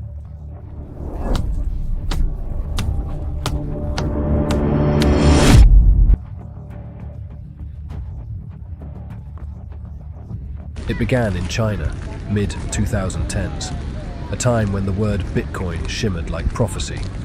To ordinary people, it was magic, a way out, a way up. Jimin Qian understood that hunger. She dressed like an empress, held conferences under chandeliers, stood before thousands, proclaiming herself the goddess of wealth. They clapped, and then they gave. Money, homes, futures. 128,000 people, handing her their trust. A river of savings flowing into her empire called Britain Nice Life. She said it was an investment. It was a dream. In truth, it was a trap. 40 billion yuan, $6 billion, gone. Behind the glamour, the system was rotting. By 2017, Chinese investigators began to see the cracks. A company in Tianjin, Lantian Gerui, the beating heart of her scheme. 80 arrests, dozens of offices raided, families left in ruin. One man wrote to the police, "My wife divorced me. I was mentally broken." Another, "I sold my house. I have no home left." Each line, a quiet obituary for a life erased by greed. And as the walls closed in, she vanished. Slipped through borders, under new names. Overland through Myanmar, then Europe. By autumn 2017, she resurfaced in London. Hampstead Heath, a 17,000 a month mansion with white marble floors and mirrored halls. To her neighbours, she was nobody. To herself, she was reborn. Now she was Yadi Zhang, investor, collector, queen, a woman with a passport from St. Kitts and Nevis. A new partner, Jian Wen, once a takeaway worker, now her shadow. Together they built a fantasy. Private chefs, Cartier watches, Harrods shopping sprees, a Mercedes for his family. An empire built on illusion. But illusion has rules, and one is this: you must never be noticed. Inside the mansion, silence was law. Staff signed non-disclosure contracts. Phones were banned. No Chinese devices. No photos. To disobey meant ruin. Qian, hidden in luxury, scribbled in journals. Dreams of meeting dukes, being blessed by the Dalai Lama, ruling a micronation called Liberland. It was delusion, gilded as destiny. Then came 2018, and the first mistake. Jianwen tried to buy a £24 million home in Bitcoin, a fortune converted from nowhere. The police noticed, and quietly, they began to watch. When they raided the Hampstead mansion, they found a map, a hand-drawn sketch, a line leading from Harrods to a hidden deposit box. Inside that box, 61,279 Bitcoin. At 2018 prices, £1.5 billion. By 2025, more than 5. The largest seizure of cryptocurrency in British history. And still, the goddess of wealth was nowhere to be seen. For years, silence. A case left half open, an empire dissolved into the ether. Then, in early 2024, a flicker. A dormant wallet moved, a single digital heartbeat. Detective Joe Ryan traced it to a name: Seng Hock Ling, a 47-year-old Malaysian living quietly in Derbyshire, once convicted of fraud in Hong Kong. They followed him, and through him, found her. April 22nd, 2024, York, a suburban home. At dawn, police broke the door. In a quiet upstairs room, under a red duvet, the goddess was sleeping. When they found her, she was half-dressed, confused, trembling, her glasses crooked, her kingdom gone. Inside her jogging trousers, detectives found a hidden pocket, stitched carefully by hand, holding a ledger and passwords, the keys to another £67 million. Outside, 4 Malaysian staff members were detained. They had lived under her roof, bound by secrecy, believing her power was eternal. The story spread like fire. In China, victims cried. In Britain, officers stood speechless. After 7 years, the woman who had called herself Goddess of Wealth was now a prisoner. But the true damage, the broken homes, the emptied bank accounts, the faces lost to despair, could never be undone. September 2025, London, Southwark Crown Court. Jimin Qian and Seng Hock Ling, side by side. Jianwen had already fallen, sentenced to nearly 7 years. Now it was Qian's turn. Judge Sally Ann Hales looked down and said, "You were the architect of this offending. The scale is unprecedented. Your motive was pure greed." Qian wept, 11 years and 8 months. Ling, 4 years, 11 months. A quiet end to a loud life. But the story didn't end there, because the money, the billions in Bitcoin, still existed, frozen, locked under British control. Victims in China stepped forward, old men, young couples, entire families, each one asking, "Will we ever be repaid?" In London's High Court, the arguments began. Should restitution reflect the original loss, or the new inflated worth of Bitcoin? Billions, trillions of pixels of grief. Even now, lawyers and nations debate what justice truly means in a world where numbers grow faster than morality. A Chinese official called it a case of cooperation. A British detective called it a warning. Every coin leaves a trace, every promise leaves a wound, and every false god eventually falls. She wanted to be a goddess, to rewrite destiny in digital gold. But gods are built on belief, and when belief collapses, they fall like anyone else. Jimin Qian's empire dissolved not with a bang, but with a password, a pocket, and a quiet morning in York. The goddess of wealth, unmasked as a thief, and the world a little poorer for having believed in her. Police officers! Police, stay where you are! Police! Boot that one.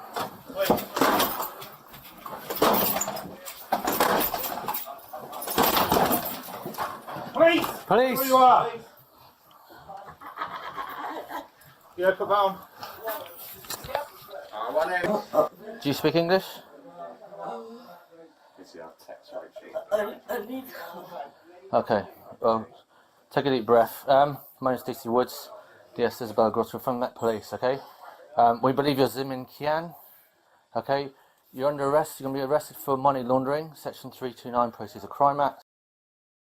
Michaela McCollum and Melissa Reed, later known infamously as the Peru Two, found themselves thrust into the global spotlight in 2013 when they were arrested in Peru for attempting to smuggle a staggering 24 pounds of cocaine. What started as a youthful pursuit of adventure quickly spiraled into a devastating ordeal that reshaped their lives, their families' experiences, and eventually the narrative around drug trafficking among young foreigners.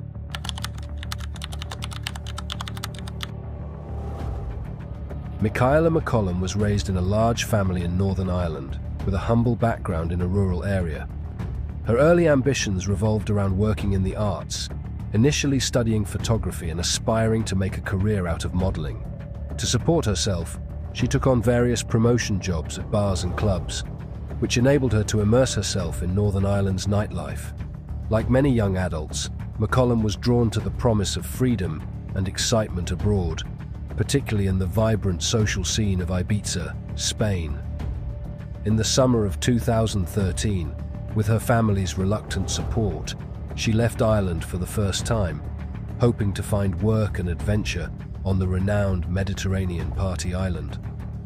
Melissa Reed's background was strikingly different from her future partner in crime. Growing up in a stable, middle-class family in Scotland, Melissa had a good education and supportive parents who encouraged her independence. Much like McCollum, however, she was captivated by the idea of working and socializing in Ibiza.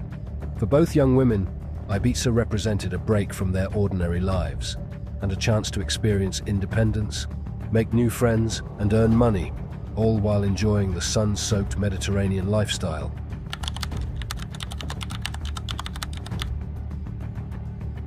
Upon arriving in Ibiza, Michaela and Melissa quickly realized the challenges of sustaining themselves without a steady job.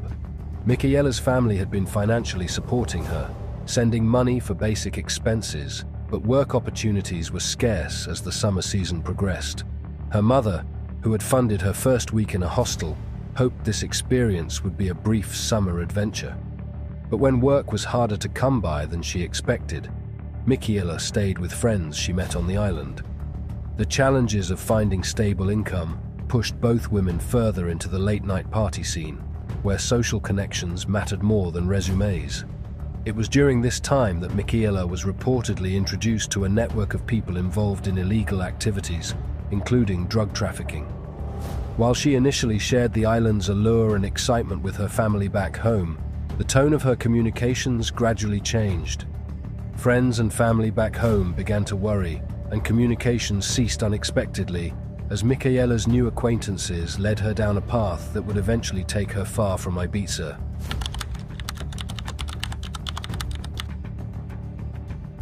At some point during her time in Ibiza, McCollum was reportedly approached with a proposition, a lucrative job involving a brief trip to South America.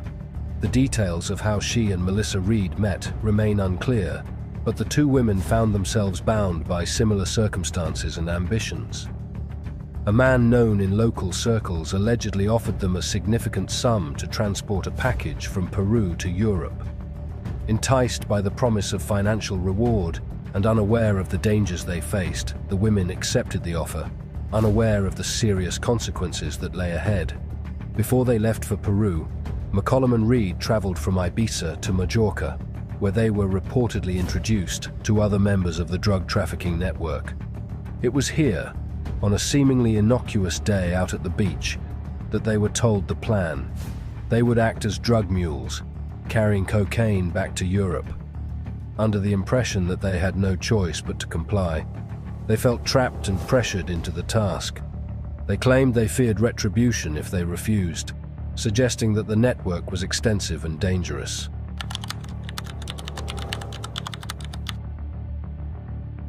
The journey from Majorca to Lima, Peru, was cloaked in tension and uncertainty.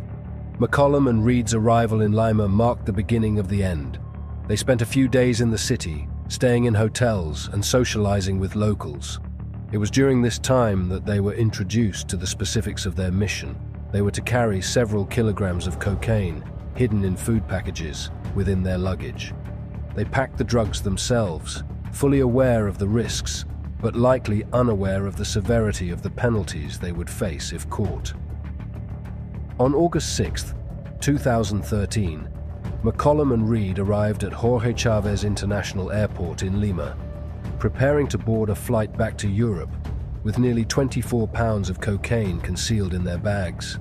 As they approached the departure gate, they likely hoped their ordeal would soon be over. Instead, their journey was about to take an unexpected and devastating turn. Two Peruvian police officers became suspicious of the young, well-dressed women who seemed anxious and out of place.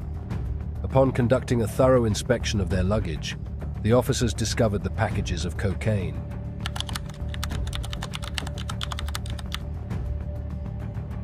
The arrest was immediate and highly publicized. News cameras captured McCollum and Reed, visibly terrified, as they were taken into custody.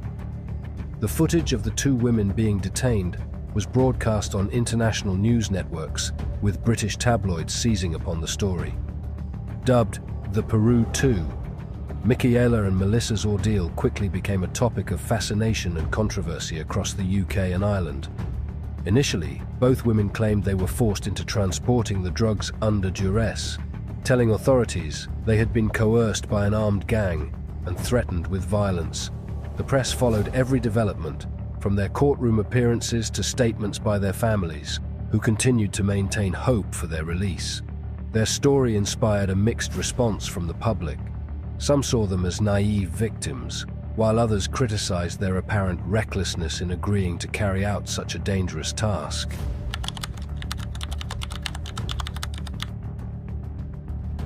The case went to trial quickly, and the Peruvian judicial system, with its stringent anti-drug policies, showed little sympathy for their pleas of coercion. During the proceedings, Michaela and Melissa stuck to their claim of coercion. Despite their assertions, the judge was skeptical, noting inconsistencies in their testimonies and dismissing their story as unlikely. In an attempt to secure a reduced sentence, both women ultimately changed their pleas to guilty, admitting they had agreed to transport the drugs in exchange for a financial reward. The admission of guilt helped secure a lighter sentence of 6 years and 8 months instead of the maximum 15 years they initially faced. Their sentencing brought some closure, but also a sense of despair. Prison life in Peru was harsh, and they faced a new set of challenges as they adjusted to a radically different environment. Both Michaela and Melissa expressed regret and sorrow over the pain they had caused their families, who continued to support them despite the strain of public scrutiny and personal distress.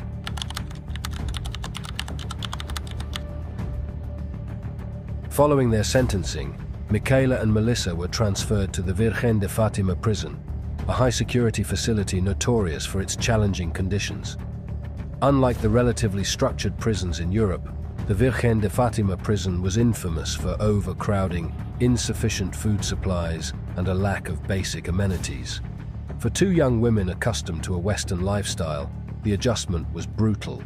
They faced the physical discomforts of cramped cells and inadequate nutrition, as well as the emotional toll of isolation and regret. Prison life introduced Michaela and Melissa to the harsh realities of their decision. They spent most of their days carrying out menial tasks, including working in the prison's hair salon. The income from this work, along with money sent by their families, allowed them to purchase essentials like water, toiletries, and basic food supplies. This small semblance of independence helped them to cope, though it did little to alleviate the constant stress of incarceration.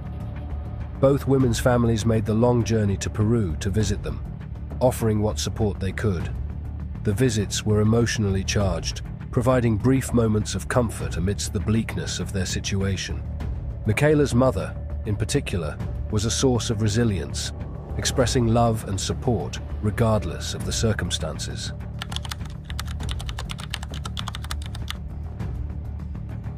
Michaela and Melissa's story continued to capture media attention, keeping them in the public eye throughout their imprisonment. In 2015, after serving a portion of their sentences, the two women were granted parole due to good behavior. After 2 years in prison, they were released and deported back to the United Kingdom, a turn of events that surprised the public and spurred conversations about rehabilitation and second chances. The media followed their return closely, and while Melissa chose to step away from the limelight, Michaela took a different path. Embracing her newfound freedom, she began to share her story publicly, aiming to spread awareness about the dangers of drug smuggling and the importance of making informed choices. She authored a book detailing her experience, which garnered attention for its honest portrayal of her mistakes, the hardships of prison life, and her journey to self-forgiveness.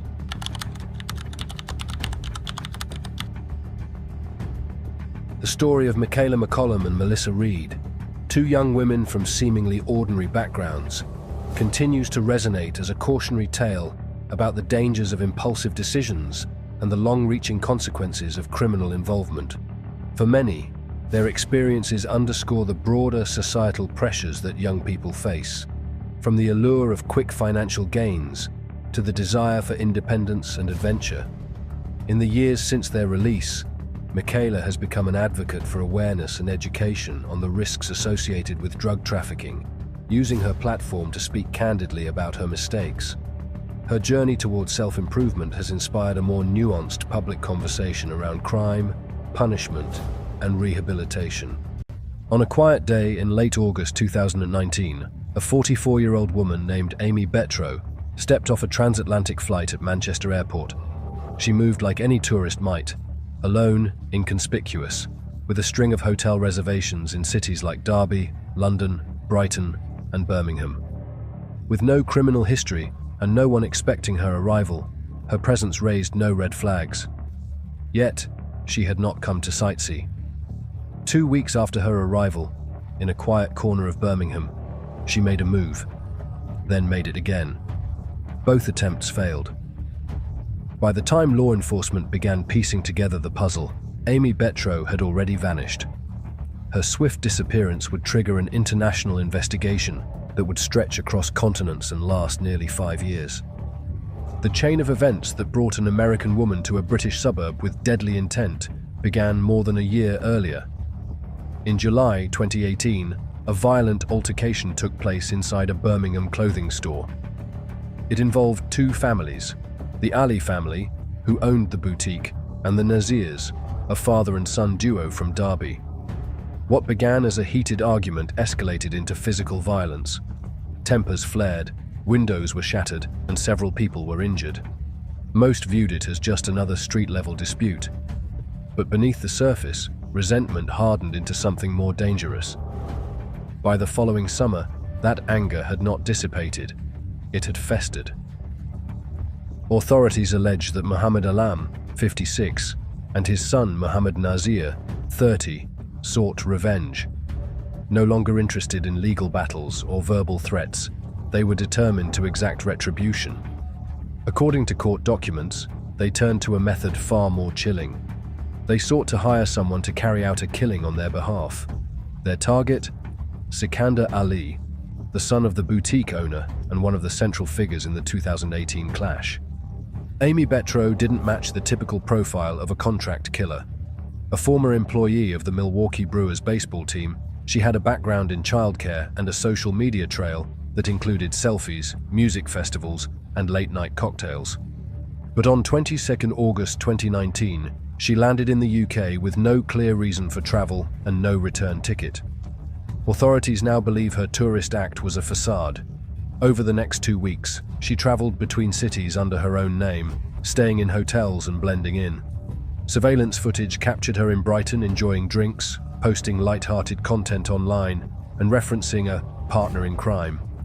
She also purchased a used Mercedes-Benz shortly after arriving, which police say became her mobile base of operations. Behind the scenes, phone data would later confirm her contact with both Mohammed Alam and Mohammed Nazir. It was not a sightseeing tour, it was reconnaissance.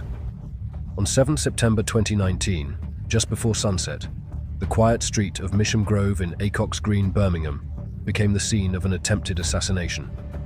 Aimee arrived in her Mercedes, veiled and composed. She walked calmly toward a parked vehicle. Inside, it was Sikandar Ali. Without warning, she raised a firearm and took aim, but the weapon failed to discharge. It jammed. Ali, realizing the danger, reversed his vehicle in panic, hitting a nearby car's open door. The would-be assassin turned and fled. She quickly abandoned the car and booked a taxi, calmly speaking to the dispatcher. No trace of urgency in her voice. It would be weeks before police pieced together that the woman was not a resident or a passerby. She was a foreign national brought in with a singular objective. Just hours after her botched hit, Aimee returned. This time, under cover of darkness and without disguise, she arrived by taxi at the same location. The family inside the home was asleep. She stepped out, raised the same weapon, and fired 3 shots into the upper floor of the building. No one was injured, but the bullets shattered glass and tore into interior walls. Her goal now was not a kill, it was a message. In the hours that followed, the Ali family received a string of threatening messages. The sender accused them of betrayal and warned them not to test her further. "Stop playing hide and seek," one message read. "You're lucky it jammed." Another offered a promise. "Watch your back, I'll be shedding blood soon." Then, just as quickly as she had arrived, she disappeared, boarding a flight back to the US on 9 September 2019. In the aftermath, law enforcement began collecting evidence. CCTV footage, shell casings, and a registered Mercedes abandoned near the scene pointed to an unknown woman. Slowly, investigators with the West Midlands Police and Derbyshire Constabulary began to connect the dots. Hotel bookings, phone records, and digital footprints led to the identification of Aimee Betro. Surveillance showed a link to Mohammed Nazir, who had traveled to the US shortly after the failed shooting. His travel paperwork listed Betro as his emergency contact, a damning association. Then came a crucial discovery. Customs officers flagged a package containing firearm components shipped from Illinois to the UK. The return address matched Betro's residence in Wisconsin. This shipment added a new layer: illegal importation of weapons, with the implication that the hit had been planned long before she landed in Manchester. Nazir was arrested after returning to the UK, followed by his father Alam. In 2022, their case came before Birmingham Crown Court. Prosecutors laid out a calculated assassination plot born from a personal feud, not gang warfare or organised crime. The jury heard how Aimee Betro had been recruited as a disposable outsider to carry out the killing. The evidence included hotel receipts, communication records, and travel logs.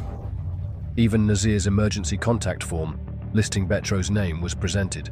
Nazir was convicted of conspiracy to murder, illegal possession of a firearm, firearm importation, and perverting justice. Alam was also convicted of conspiracy to murder. But the woman at the heart of the crime, the would-be shooter, remained beyond their reach. Between 2019 and 2024, Aimee Betro became a ghost. Her name was placed on an Interpol red notice, and international law enforcement kept a watchful eye. Yet, she evaded capture. No sightings, no digital traces. It wasn't police work that finally tracked her down. It was journalism. Reporters at Mail Online began reviewing her past social media activity. Analyzing backgrounds in selfies and comparing architecture, they traced her to a residential complex near Yerevan, the capital of Armenia. She had been living there quietly, under her real name, paying cash for rent and working remotely. Her neighbors barely knew her. Some remembered her shouting at a cat, but little else stood out. Once authorities confirmed her location, British officials requested secrecy while working with Armenian counterparts. In early 2024, Armenian law enforcement carried out a dawn raid. Aimee Betro did not resist. She was detained without incident and held pending extradition. In January 2025, she was escorted to the UK under tight security.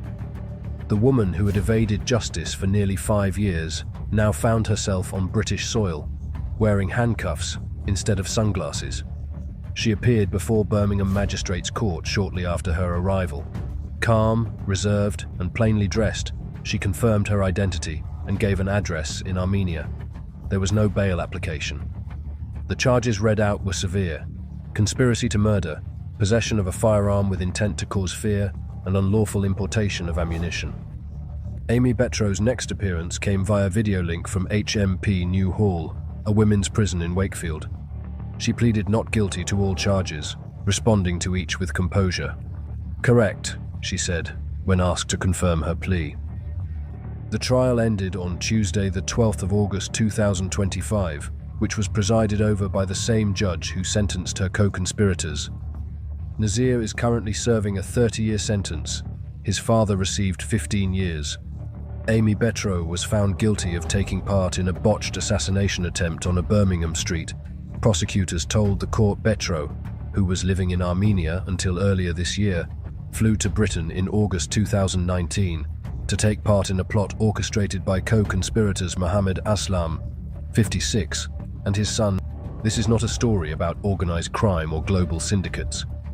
It's a tale of a local feud that spiraled into international intrigue, a transatlantic plot involving a bitter rivalry, a mysterious American, and an elaborate game of cat and mouse. 5 years after a failed shooting in Birmingham, all three conspirators are finally in custody. As Aimee Betro awaits sentencing, many questions remain unanswered. What led her to agree to such a plan? How did a woman from Wisconsin end up firing bullets into a British home? And why did she disappear so completely, only to be found by a clue in an Instagram photo? Until then, all that remains is silence, and the echoes of a gun that failed to fire. Amy Hatfield's mornings at HMP Lindholm were a study in repetition, the kind of rigid routine that both comforted and numbed. She arrived just after 7 a.m., her uniform pristine, ID badge clipped on, shoes clicking softly on the concrete floors as she passed through the steel gates of the sprawling prison complex. The air was cold, but held the faint warmth of a Yorkshire sunrise filtering through the barbed wire fences and watchtowers that kept the inmates contained. Her role as a mental health nurse gave her a sense of purpose, a chance to offer care to those trapped in physical and psychological confinement. The world outside often felt distant here, replaced by harsh walls and stricter rules. Yet despite the bleakness, Amy found solace in the small moments: a grateful nod from an inmate, a calm conversation, a shared laugh behind the locked doors. That morning, everything seemed normal, almost comforting in its predictability, until, of course, the routine bag check.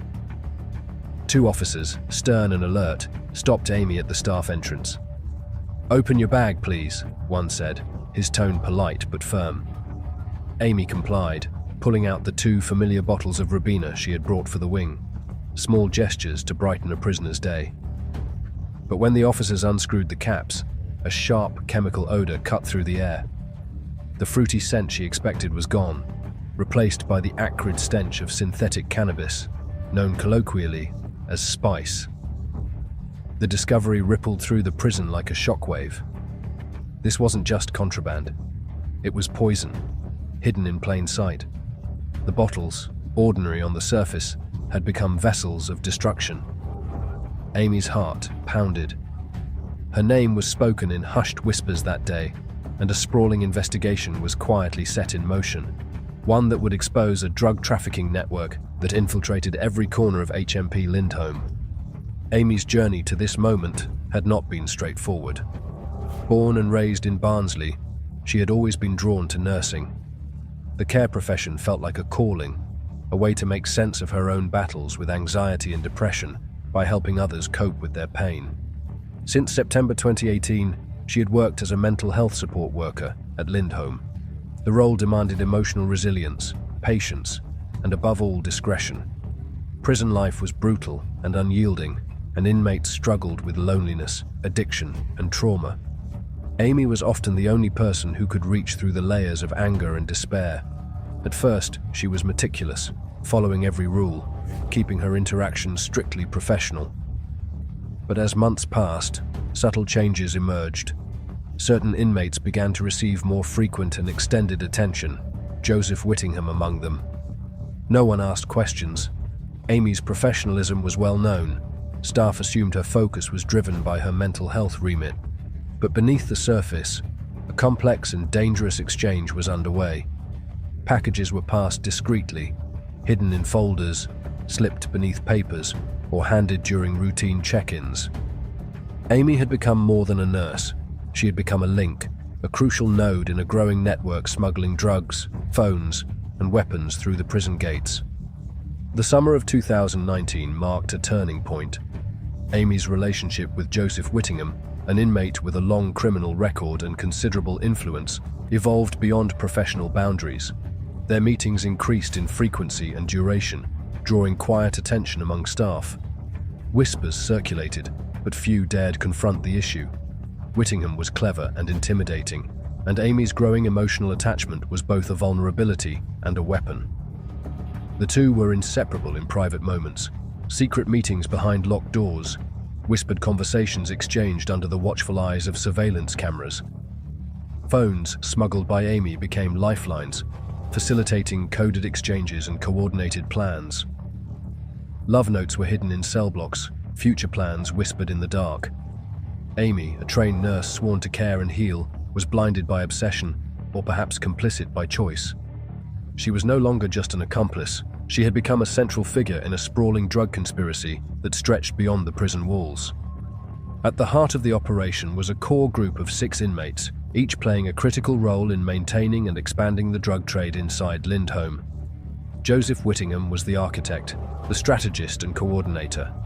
Jordan Needham, already serving time for Class A drug offenses, controlled internal distribution, ensuring drugs reached every corner of the prison.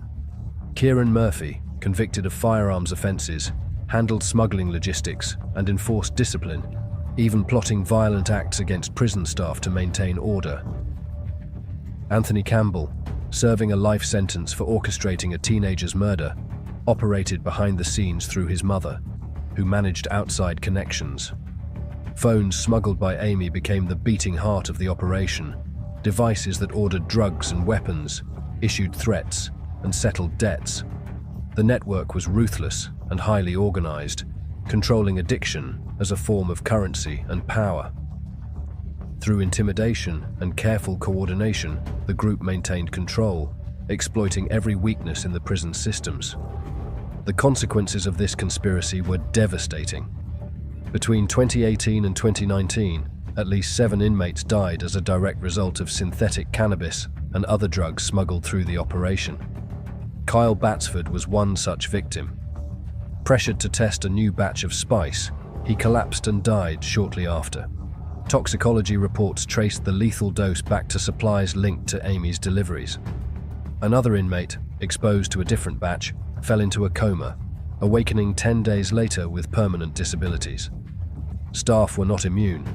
Exposure to airborne spice fumes caused sickness and hospitalizations, turning the prison itself into a hazardous environment. Following Aimee's arrest, the prison experienced an 8-month lull with no spice-related deaths, a stark indicator of the network's reach and influence. The conspiracy extended far beyond prison walls, involving a complex web of family members and partners who helped orchestrate the flow of drugs, money, and information. Deborah Stoddard, mother of Anthony Campbell, coordinated deliveries and laundered money. Courtney Ward, Jordan Needham's partner, managed finances and communicated directly with Aimee.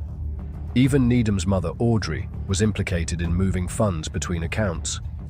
Joseph Whittingham's wife, Lucy, and father, Paul, played roles in financial logistics, while Anise Williamson's girlfriend, Cora Haley, and sister, Natalie, arranged drop-offs and transfers. Others, including Lydia Pennington and Lee Holmes, served as money mules and contacts, facilitating movements across cities such as Nottingham, Bradford, and Liverpool. These were not incidental players. They were embedded facilitators, weaving the conspiracy into the fabric of multiple communities. Investigators uncovered a disturbing array of smuggling methods that evolved to circumvent prison security. Drones buzzed silently over fences, delivering packages. Homemade catapults launched sock-wrapped bundles into prison yards. Legal mail was soaked in spice or concealed SIM cards to bypass inspections. Even hospital appointments and social visits were manipulated, becoming opportunities to pass contraband. Every system vulnerability was exploited. Staff shortages, privacy protections, and visitation rules twisted to serve the network's ends. This was not a hastily formed operation. It was a strategic, adaptive conspiracy that learned and evolved with every success. By late 2019, police and prison investigators had been watching Aimee Hatfield closely. Tips about her relationship with Whittingham and suspicious behavior prompted surveillance and covert operations. On October 24th, during her morning shift, Aimee was stopped at the gates for a search. Her bag contained bottles of Ribena, but these held 2 liters of liquid spice. Alongside were MDMA, ketamine, cannabis, testosterone, and prescription drugs. Mobile phones, charging cables, SIM cards, and knives were also found, with a combined estimated prison street value exceeding £1 million. A subsequent search of her workplace uncovered further drugs and damning evidence on her phone, text messages, bank transfers, and communication with inmates and their families. By December 18th, police executed raids across multiple cities, seizing devices, freezing bank accounts, and arresting key figures. What started as a routine bag search had dismantled Britain's largest known jailhouse drug empire. In April 2023, the case went to Sheffield Crown Court. Over 19 grueling weeks, prosecutors laid out a sprawling conspiracy, fueled by thousands of intercepted messages, surveillance footage, financial records, and forensic evidence. 17 defendants faced trial. Most pleaded guilty. A few attempted to claim coercion or ignorance, but were dismantled during cross-examination. Judge Kirsty Watson condemned the conspiracy as an exploitation of both people and systems, a manipulation of vulnerable prisoners, and a betrayal of public trust. Sentencing stretched from October to December 2023, delivering tough penalties to key players. Aimee Hatfield, 10 years, 2 months for drug trafficking, smuggling phones and weapons, and money laundering. Joseph Whittingham, 11 years, 4 months added to his sentence. Anthony Campbell, 11 years added post-parole eligibility. Kieran Murphy, 7 years, 9 months. Jordan Needham, 9 years, 6 months. Courtney Ward, 4 years, 6 months. Audrey Needham, 4 years, 3 months. Deborah Stoddard, 9 years, 6 months. Leighton Kemp, 5 years. Cora Haley, 3 years, 4 months. Anise Williamson, 5 years, 5 months. Natalie Williamson, 12 months. Lee Holmes, 2 years, 3 months. Lucy and Paul Whittingham, suspended sentences. Lydia Pennington, suspended sentence with community service. William Francis, sentence pending at time of reporting. The Lindholm scandal exposed vulnerabilities endemic to prison systems, staffing pressures, corruption risks, and the ease with which illicit economies could flourish behind bars. More than a crime story, this case was a cautionary tale about oversight, human frailty, and the deep social consequences of neglecting institutional safeguards. Dismantling the operation required years of painstaking work, hundreds of officers, dozens of arrests, and countless hours of surveillance. The scars remain: broken families, lost lives, and shattered trust. For Aimee Hatfield, what began as a career dedicated to care ended in disgrace and imprisonment. For the UK prison system, the Lindholm case was a sobering wake-up call, a reminder that walls alone cannot contain the human cost of failure. On a seemingly ordinary July morning in 2020, a livestock farmer was going about his daily routine when an unexpected series of events unfolded. Around 5:30 a.m., as he tended to his animals, he heard the distant sound of a vehicle approaching. Moments later, he noticed someone had broken through his farm's gate. Concerned about potential livestock thieves, the farmer alerted his wife, instructing her to lock the doors and contact authorities if she heard a warning shot. Armed with his shotgun, the farmer ventured out to investigate. He discovered the gate's chain and padlock had been forcibly removed, and fresh tire tracks led through his field towards the nearby river. Though the mysterious vehicle had vanished, something caught his eye: a curtain partially submerged in the water. Upon closer inspection, the farmer made a gruesome discovery that would shock the community. Wrapped within the curtain was the body of a young man, later identified as Lee McKnight. The victim, only in his 20s, had suffered extensive, brutal injuries. Investigators would soon reveal that McKnight had been viciously beaten, bound, and callously tossed into the river, while still clinging to life, where he ultimately drowned. This chilling case would uncover a web of deceit, violence, and the dangerous consequences of involvement in the drug trade.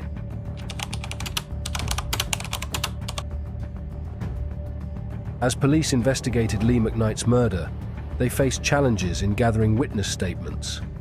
Many individuals were hesitant to come forward.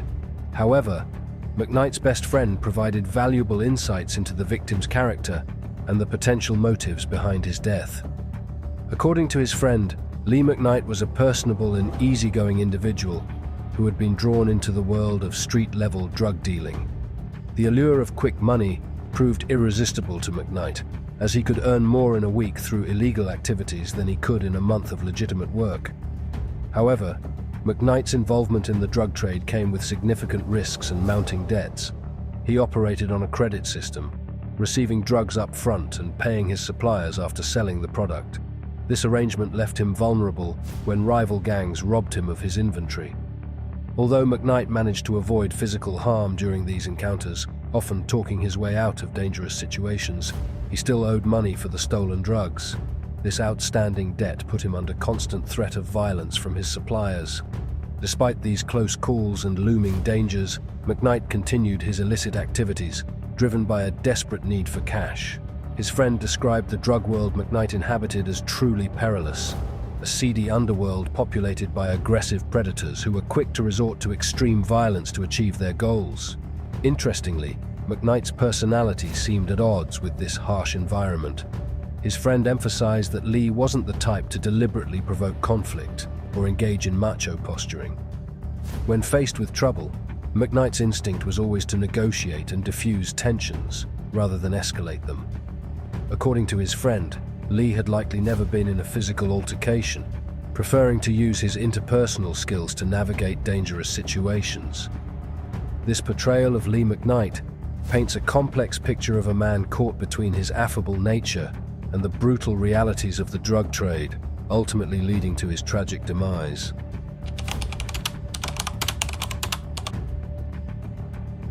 Lee McKnight's life took a dark turn when he found himself in debt to Jamie Davidson, a higher-level drug dealer. The two men had known each other for over a decade, with their roles in the drug trade shifting over time. McKnight owed Davidson more than £2,000, a debt that would prove fatal. Davidson, a middleman in the drug trade, dealt cocaine, heroin, and cannabis to lower-level dealers. He typically invested £18,000 to £20,000 for half a kilogram of cocaine every fortnight, collecting payments from his customers to pay his suppliers. However, Davidson himself was facing mounting pressure from his own creditors. In July 2020, after a brief stint in custody, Davidson was approaching a crucial July 24th payment deadline.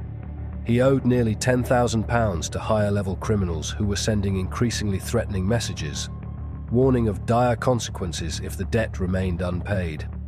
The situation escalated when Davidson, accompanied by two intimidating associates armed with a baseball bat and a large spanner, forcibly entered the home of McKnight's friend. Their goal was to send a message to the hiding McKnight, heightening his fear for his safety. Despite his efforts to lay low, McKnight's past caught up with him in the early hours of July 24th. Lured out of hiding by flirtatious messages from his ex-girlfriend, 26-year-old Coral Edgar, McKnight arrived at a terrace house on Charles Street at 2:40 a.m. Unbeknownst to him, this was a trap set in collaboration with Coral's drug-addicted mother, Carol, 47, both regular customers of McKnight's drug business. The moment McKnight entered the house, he was ambushed. Over the next 2 hours, he endured a brutal assault at the hands of Davidson and two recruited accomplices, 26-year-old Aaron Graham and 17-year-old Jamie Lee Roberts. The violence was extreme, leaving McKnight with 9 fractured ribs, a fractured skull, and 36 separate injuries to his head alone. Police investigators later revealed that the house was covered in blood, suggesting McKnight may have been tied to a chair during the attack. His injuries were so severe that he resembled a torture victim. Despite being unconscious and bleeding profusely, McKnight was still alive at this point. Instead of seeking medical help for the gravely injured McKnight, his attackers made the cruel decision to dispose of him. They used Carol Edgar's Nissan Navara pickup to transport McKnight's battered body. This callous act ultimately sealed McKnight's fate, transforming a brutal assault into a horrific murder. This tragic series of events illustrates the ruthless nature of the drug underworld, where deaths can quickly escalate into life-threatening situations, and the line between dealer and victim can blur in an instant.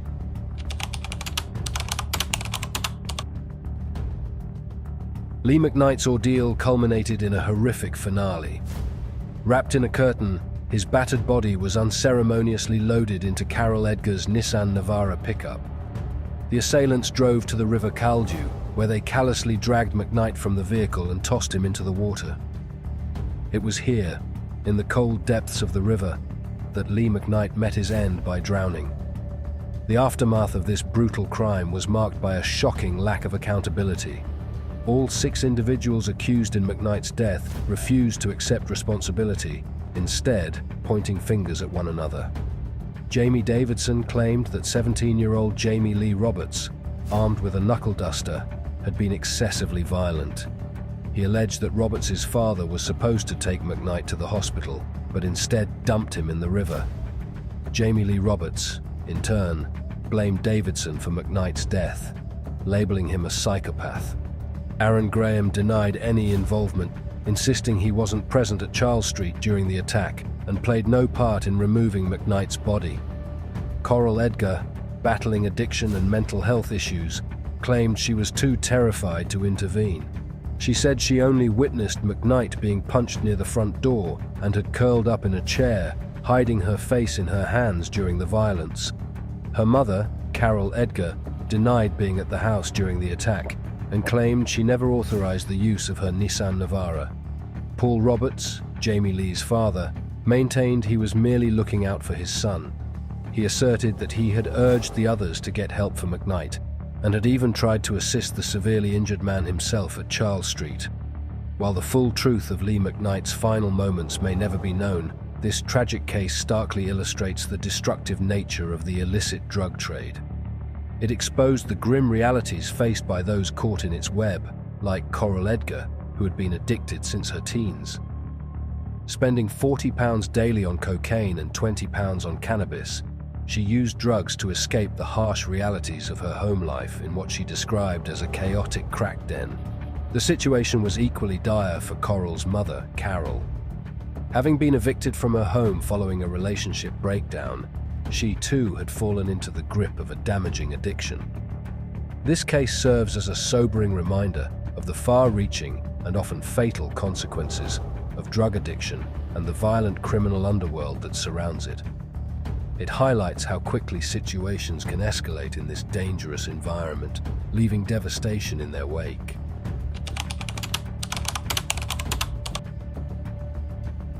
Following the brutal murder of Lee McKnight, the perpetrators attempted to cover their tracks.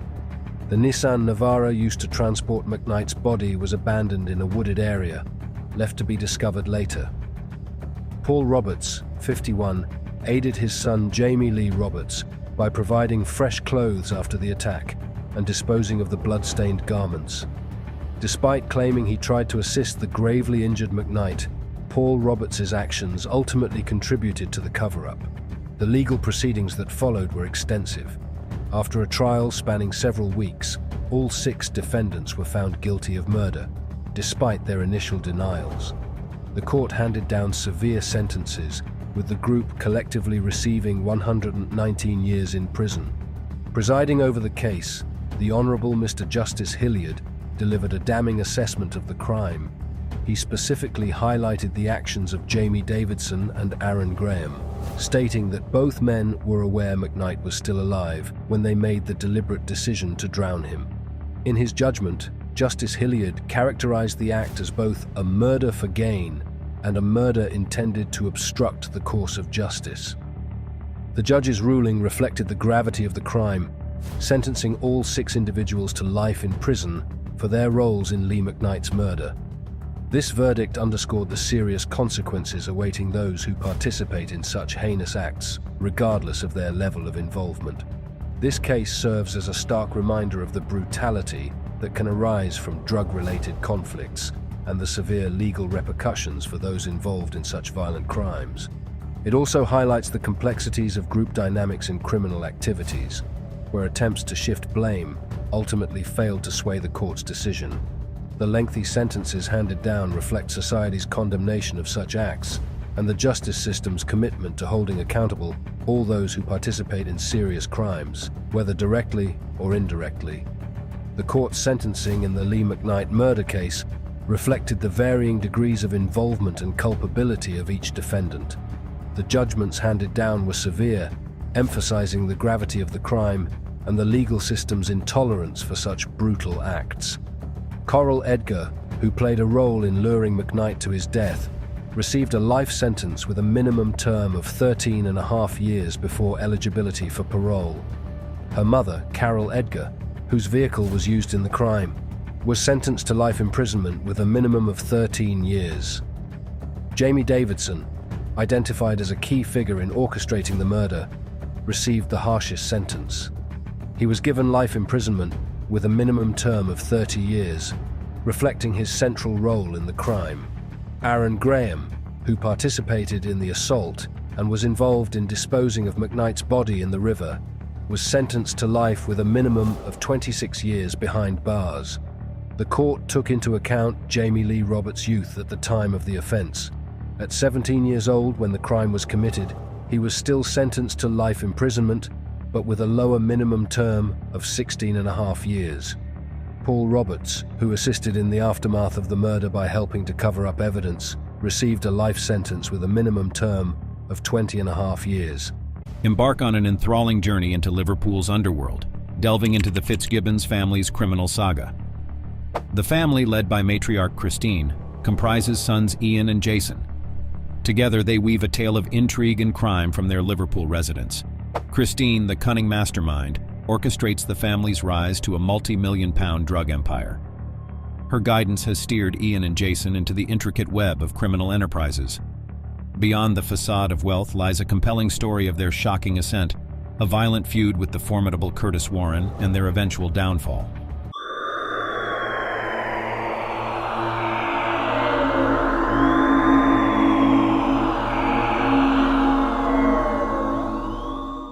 Often dubbed the Sopranos of Merseyside, the Fitzgibbons transcend mere criminality. They are complex individuals shaped by a life filled with petty crimes inherited from their parents and the world around them. Ian and Jason, grappling with choices, navigate the dangerous waters of Liverpool's criminal underworld, driven by their mother's insatiable desire for a lavish lifestyle. Christine envisions her sons contributing to the family's criminal endeavors to augment their financial gains.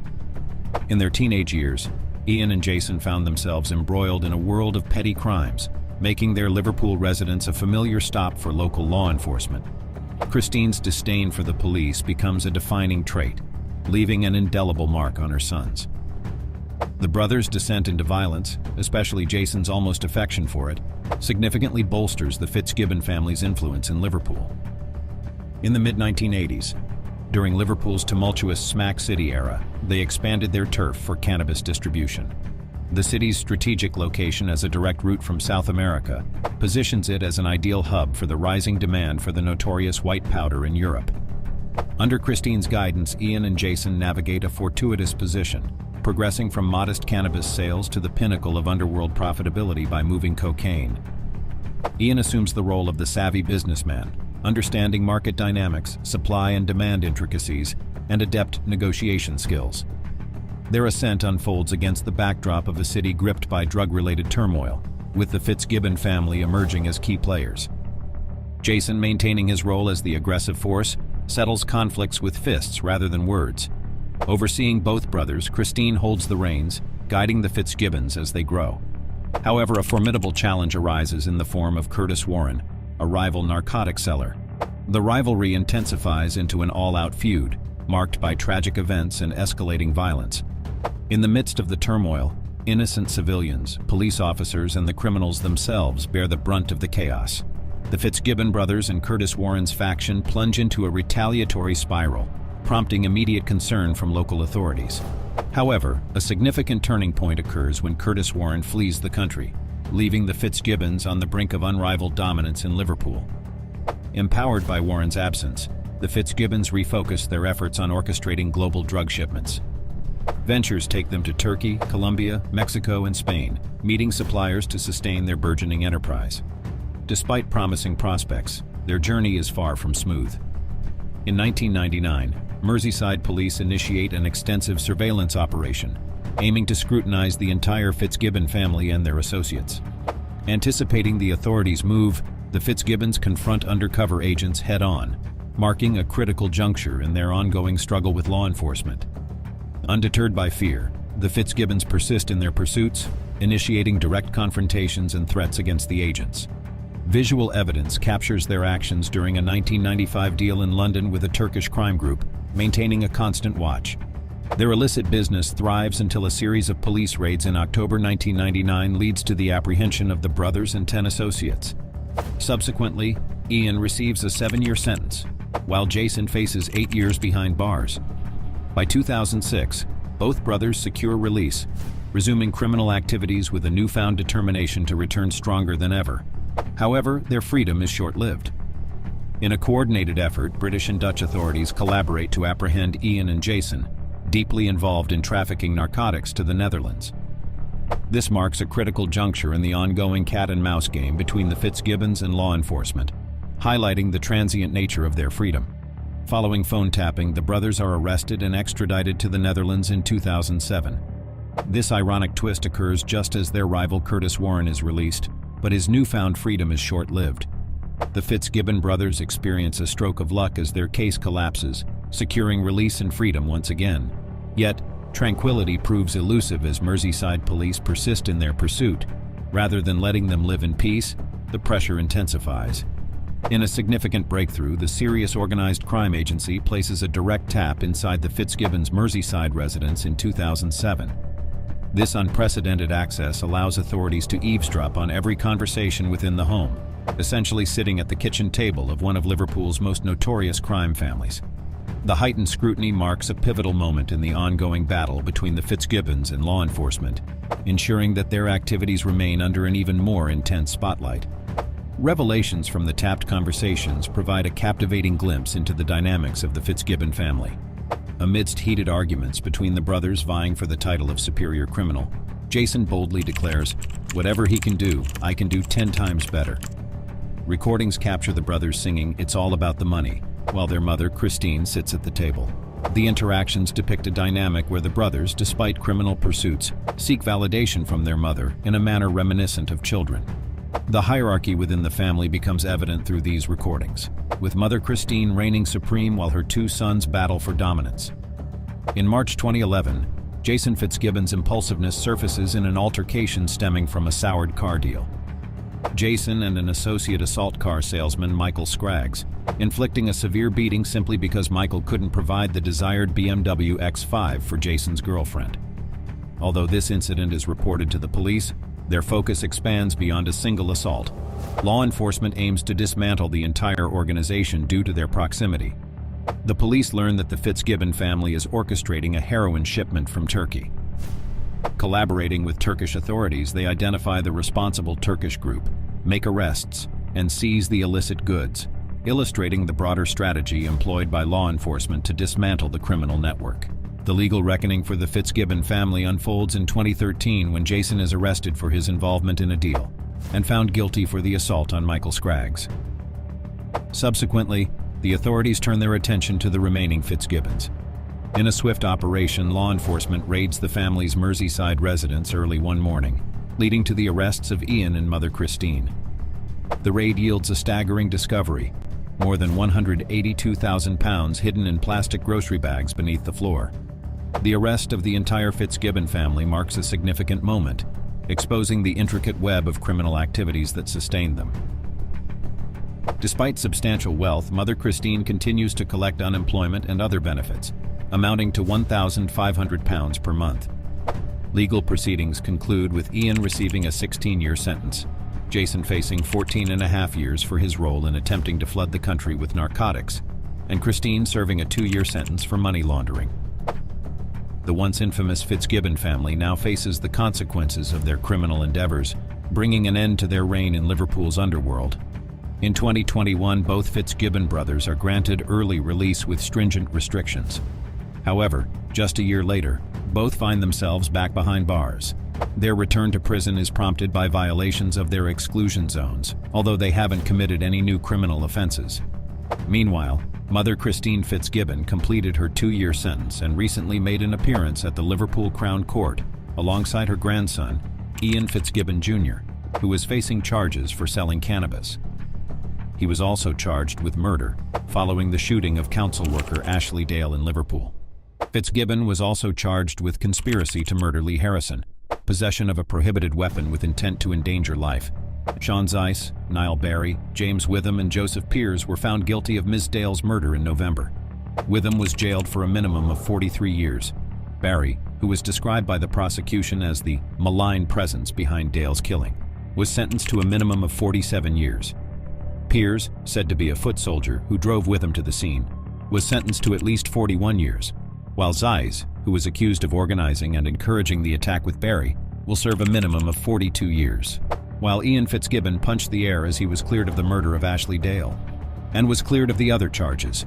Will Ian Fitzgibbon see this as a second chance to turn his life around, or will Mother Christine embark on another criminal enterprise involving her grandson? The situation is open to interpretation, and your insights on this are welcome.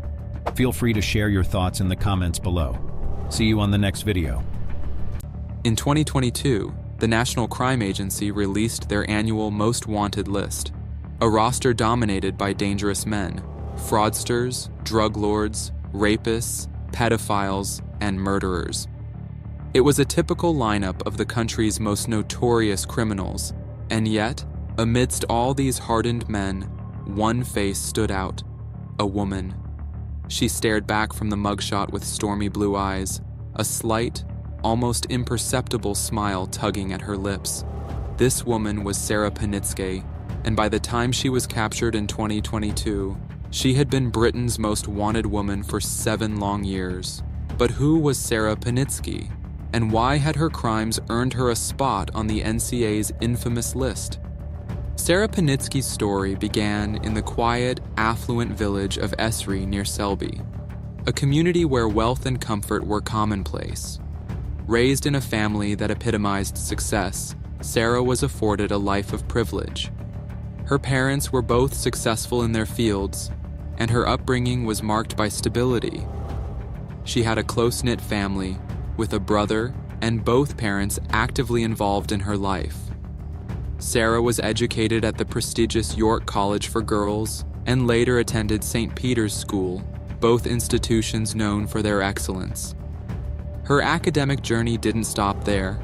She went on to earn a degree from Manchester Metropolitan University and pursued a master's degree in Barcelona. Her childhood was filled with love and laughter. Sarah's parents even built a bar at the end of their garden, complete with beer taps, a pool table, and a TV, allowing Sarah and her friends a place to socialize. For all appearances, Sarah's life seemed idyllic, filled with promise. However, Sarah's life was upended when she was 19. Her father, a building contractor, found himself at the center of a scandal that would shake the family to its core. It was revealed that he had been acquiring council properties and selling them prematurely for large profits, which led to a formal investigation.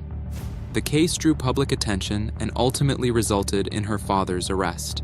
After being convicted, he was sentenced to 4 years in prison, serving only 2. During this difficult period, Sarah returned home to live with her mother.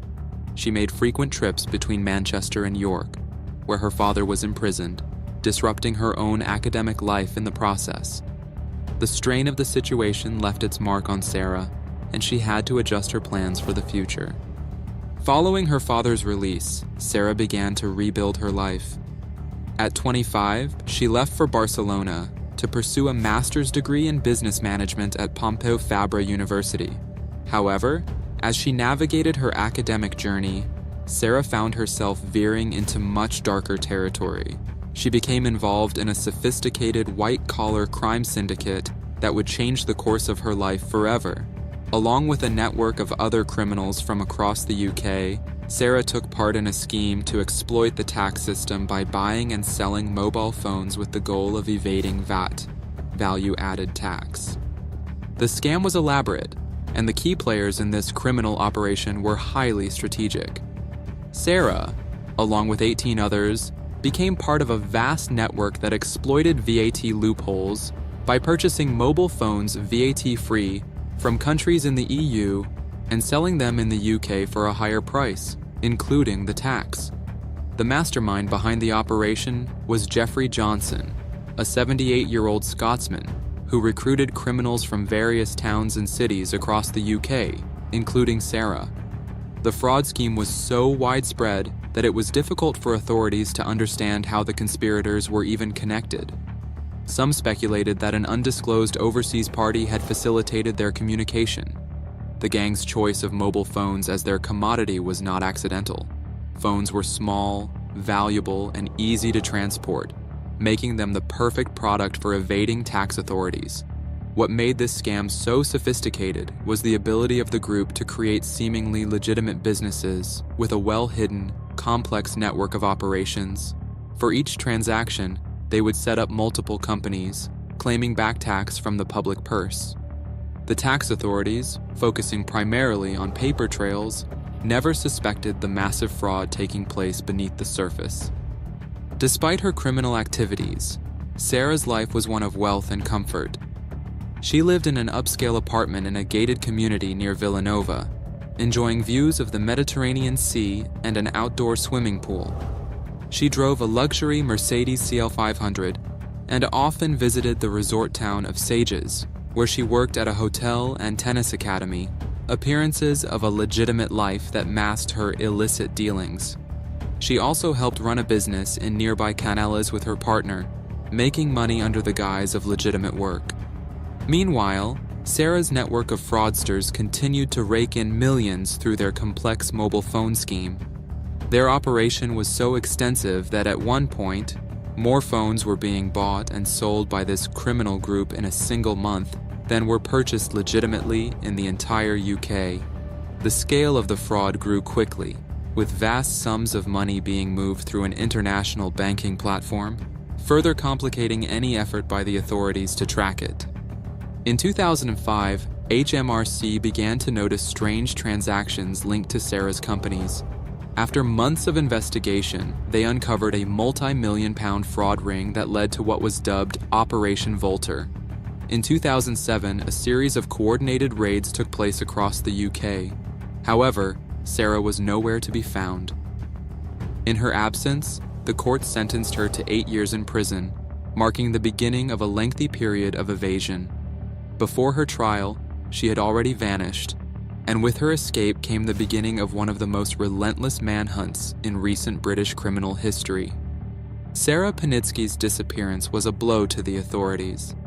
She had left the UK without a trace, her life spiraling further into crime.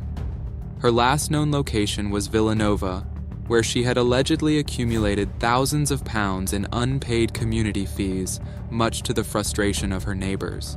Despite her criminal activities, she continued to live in luxury, avoiding the increasing pressure from law enforcement. The search for Sarah continued relentlessly, but each time authorities got close, she managed to slip away, hiding her tracks and keeping a low profile. For the next decade, Sarah remained a mystery. Her family was torn apart as they continued to live with the heartbreak of knowing she was evading justice. Her whereabouts remained unknown, and despite numerous appeals from the NCA, no one could offer a clue as to her location. During this time, Sarah's life continued in relative obscurity. She lived in isolated Spanish villages, keeping to herself and slowly losing touch with everyone: her family, her friends, and even her past. Her world became confined to a careful routine: grocery trips, walks with her dogs, and occasionally visiting neighbors for a cup of tea. By 2022, the authorities had gathered enough information to pinpoint Sarah's location once again. Detectives in Spain had managed to track her down to the small town of Santa Barbara in Tarragona province. Under the alias Maria Antonieta, she had lived quietly in a block of flats on the outskirts of town for several years. The authorities launched a thorough surveillance operation, keeping watch over Sarah's every move.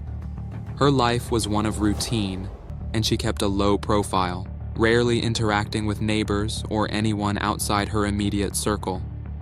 Eventually, the civil guard arrested Sarah on February 27, 2022, as she walked her dogs near her home. It was the end of a decade-long search, and Sarah's life as a fugitive had finally come to an end. The toll of Sarah's criminal choices was felt most by her family. Her mother, who had not heard from Sarah in over a decade, shared her sorrow in a brief statement, saying, "At least I know she's safe, but otherwise, I have no comment." It was the first time she had heard from her daughter in years, and the years of separation had caused an irreparable rift. Sarah's brother, too, described the immense strain their family endured throughout the years, expressing the overwhelming difficulty of living through such uncertainty. As Sarah now faces the consequences of her fraudulent empire, it's clear that no amount of stolen wealth can undo the damage done to her family and herself. Years of isolation, lost family moments, and the pain of being cut off from loved ones weigh heavily on Sarah's conscience. The lifestyle she sought, full of luxury and comfort, was nothing compared to the emotional cost of her actions. Her time on the run, though filled with temporary wealth, was measured in the empty chairs at family dinners and the missed celebrations. Now serving her sentence, Sarah must face the hard truth.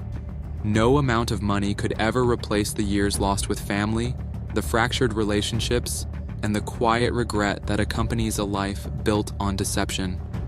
It was just after midnight on February 12, 2022, when the 999 emergency operator answered a call that would shake a community.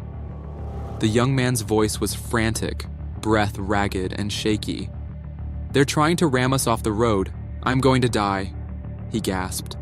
The operator's calm voice tried to keep him focused, asking for location and details, but the line was filled with the terrifying sound of screeching tires and the thundering roar of engines closing in. "Please stay on the line," the operator urged, but seconds later, the line went dead, replaced by a deafening crash and an explosion. The night sky lit up with an orange inferno, swallowing 2 young lives in a blaze of tragedy. What followed was a complex and heartbreaking story of ambition, betrayal, and revenge. One that involved social media fame, family secrets, and a plan that went fatally wrong. Mahek Bukhari, a 22-year-old from Leicester, had become a well-known figure on TikTok and Instagram. With more than 120,000 followers, she was a rising influencer. Her videos showcase stylish fashion, makeup tutorials, trendy dances, and snippets of her seemingly perfect life. Her fans adored her relatable charm and confident persona. Often featured alongside her was her mother, Ansreen Bukhari, 45, who appeared as the loving, supportive parent and close friend. The two cultivated an image of warmth and unity, posting videos of shared laughter, celebratory moments, and heartfelt conversations. But behind this glossy facade, there was tension and darkness. The sparkling online world masked a family grappling with secrets that would soon unravel with devastating consequences. Ansreen Bukhari had lived a quiet life before Mahek's online fame, dedicated to her family and her marriage. However, the world of social media introduced her to new people and experiences. One such connection was with an 18-year-old man named Saqib Hussain. Their relationship began discreetly, but soon grew into a 3-year affair. Saqib was charming and attentive, providing Ansreen with a sense of excitement and escape from the routines of her life. Yet, as the relationship deepened, the risks increased. Ansreen struggled with guilt and fear, trying to keep the secret from Mahek and her husband. When she finally decided to end things in early 2022, she hoped to put the past behind her. But Saqib was not ready to let go. Feeling betrayed, he demanded financial compensation, claiming he had spent thousands supporting Ansreen during their time together. When she refused, he threatened to expose the affair publicly, sending explicit photos and videos to her family and friends. This blackmail was terrifying for Ansreen. The possibility of scandal threatened to ruin the family's reputation and shatter Mahek's burgeoning career. Desperate and scared, Ansreen confided in Mahek. For the first time, the daughter saw a side of her mother she had never known, a woman cornered by secrets and threats. Together, Mahek and Ansreen hatched a plan to confront Saqib and retrieve the compromising material before it could destroy them. The meeting place was arranged, a Tesco car park in Hamilton, Leicester, on the night of February 11, 2022. They did not come alone. Several friends and acquaintances joined them, including Natasha Akar, who lent her blue Seat Leon, and two men, Rick and Karwan, who arrived in a sleek gray Audi TT. 8 people in total gathered that night, some wearing balaclavas and others armed. Their goal was intimidation, to scare Saqib into handing over the damaging evidence and end the blackmail for good. When Saqib arrived with his cousin and close friend, Hashim Ijazuddin, a 21-year-old university student known for his kind heart, the scene quickly turned hostile. The two pulled into the car park, only to be confronted by the masked group. Fearing for their safety, Hashim immediately reversed the car, trying to escape the trap. Saqib, desperate and terrified, dialed 999, reporting the attack and the attempt to force them off the road.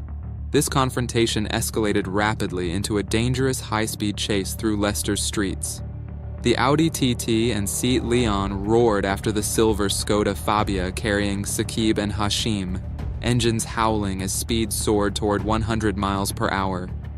Sirens wailed faintly in the distance, but the attackers were relentless. Saqib's voice, caught on the emergency call, was filled with dread and disbelief. "They're trying to kill me. They're ramming us off the road," he cried out. Inside the Skoda, panic overtook the young men. The roads blurred past as they fought to survive an assault they never anticipated. At the Six Hills Junction on the A46, tragedy struck. The Audi driver rammed the Skoda so violently it spun out of control, crashing into a tree with a force that shattered the car's frame. The impact ruptured the fuel tank, igniting a massive fire that engulfed the vehicle within moments. Both Saqib and Hashim were trapped, unable to escape the burning wreckage. The attackers sped away, leaving behind a scene of devastation and grief. Police arrived swiftly, treating the crash as a deliberate act rather than an accident.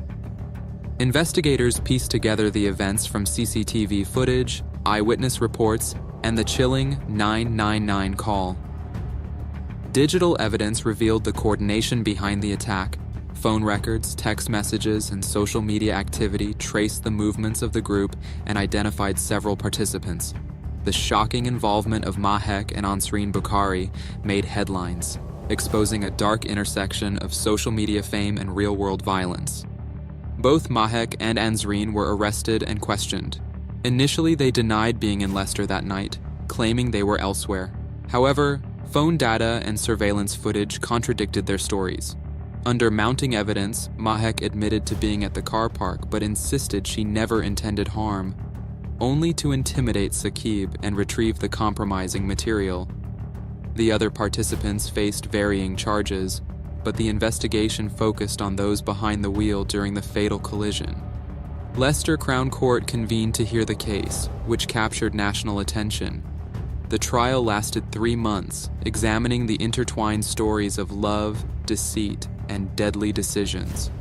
Prosecutors laid out the sequence of events, painting a picture of premeditated violence fueled by fear and revenge. They played Saqib's final 999 call, a haunting testament to a desperate cry for help. Mahek testified, admitting to misleading police but denying any role in causing the deaths. Her lawyer argued the plan was only to recover the blackmail material, not to murder. Despite her testimony, the evidence of the attack's violent nature and the presence of weapons left little doubt of her complicity. After hours of deliberation, the jury found Mahek and Ansreen guilty of murder. The men who drove the vehicles responsible for the crash were also convicted. Judge Timothy Spencer Casey condemned the reckless pursuit of online fame that contributed to the tragedy and handed down life sentences with substantial minimum terms: 31 years and 8 months for Mahek, and 26 years and 9 months for Ansreen. Victim impact statements brought the courtroom to tears. Hashim's father spoke of an unfillable void, describing his son as kind, generous, and full of promise. Family and friends of Saqib and Hashim mourned 2 young lives cut short, caught in a violent conflict born of fear and deception. The case ignited debate about the perilous pursuit of online perfection and validation. Experts warned of the dangers in blurring the lines between virtual personas and real-life consequences. Mahek's downfall became a cautionary tale, a reminder that beneath the glitter of social media lies a fragile, often vulnerable human reality. The tragic deaths of Saqib Hussain and Hashim Ijazuddin underline a bitter truth. Social media's shine can mask profound pain and lead to devastating choices. Mahek and Ansreen Bukhari's story reveals how fear, secrecy, and the hunger for fame can destroy lives.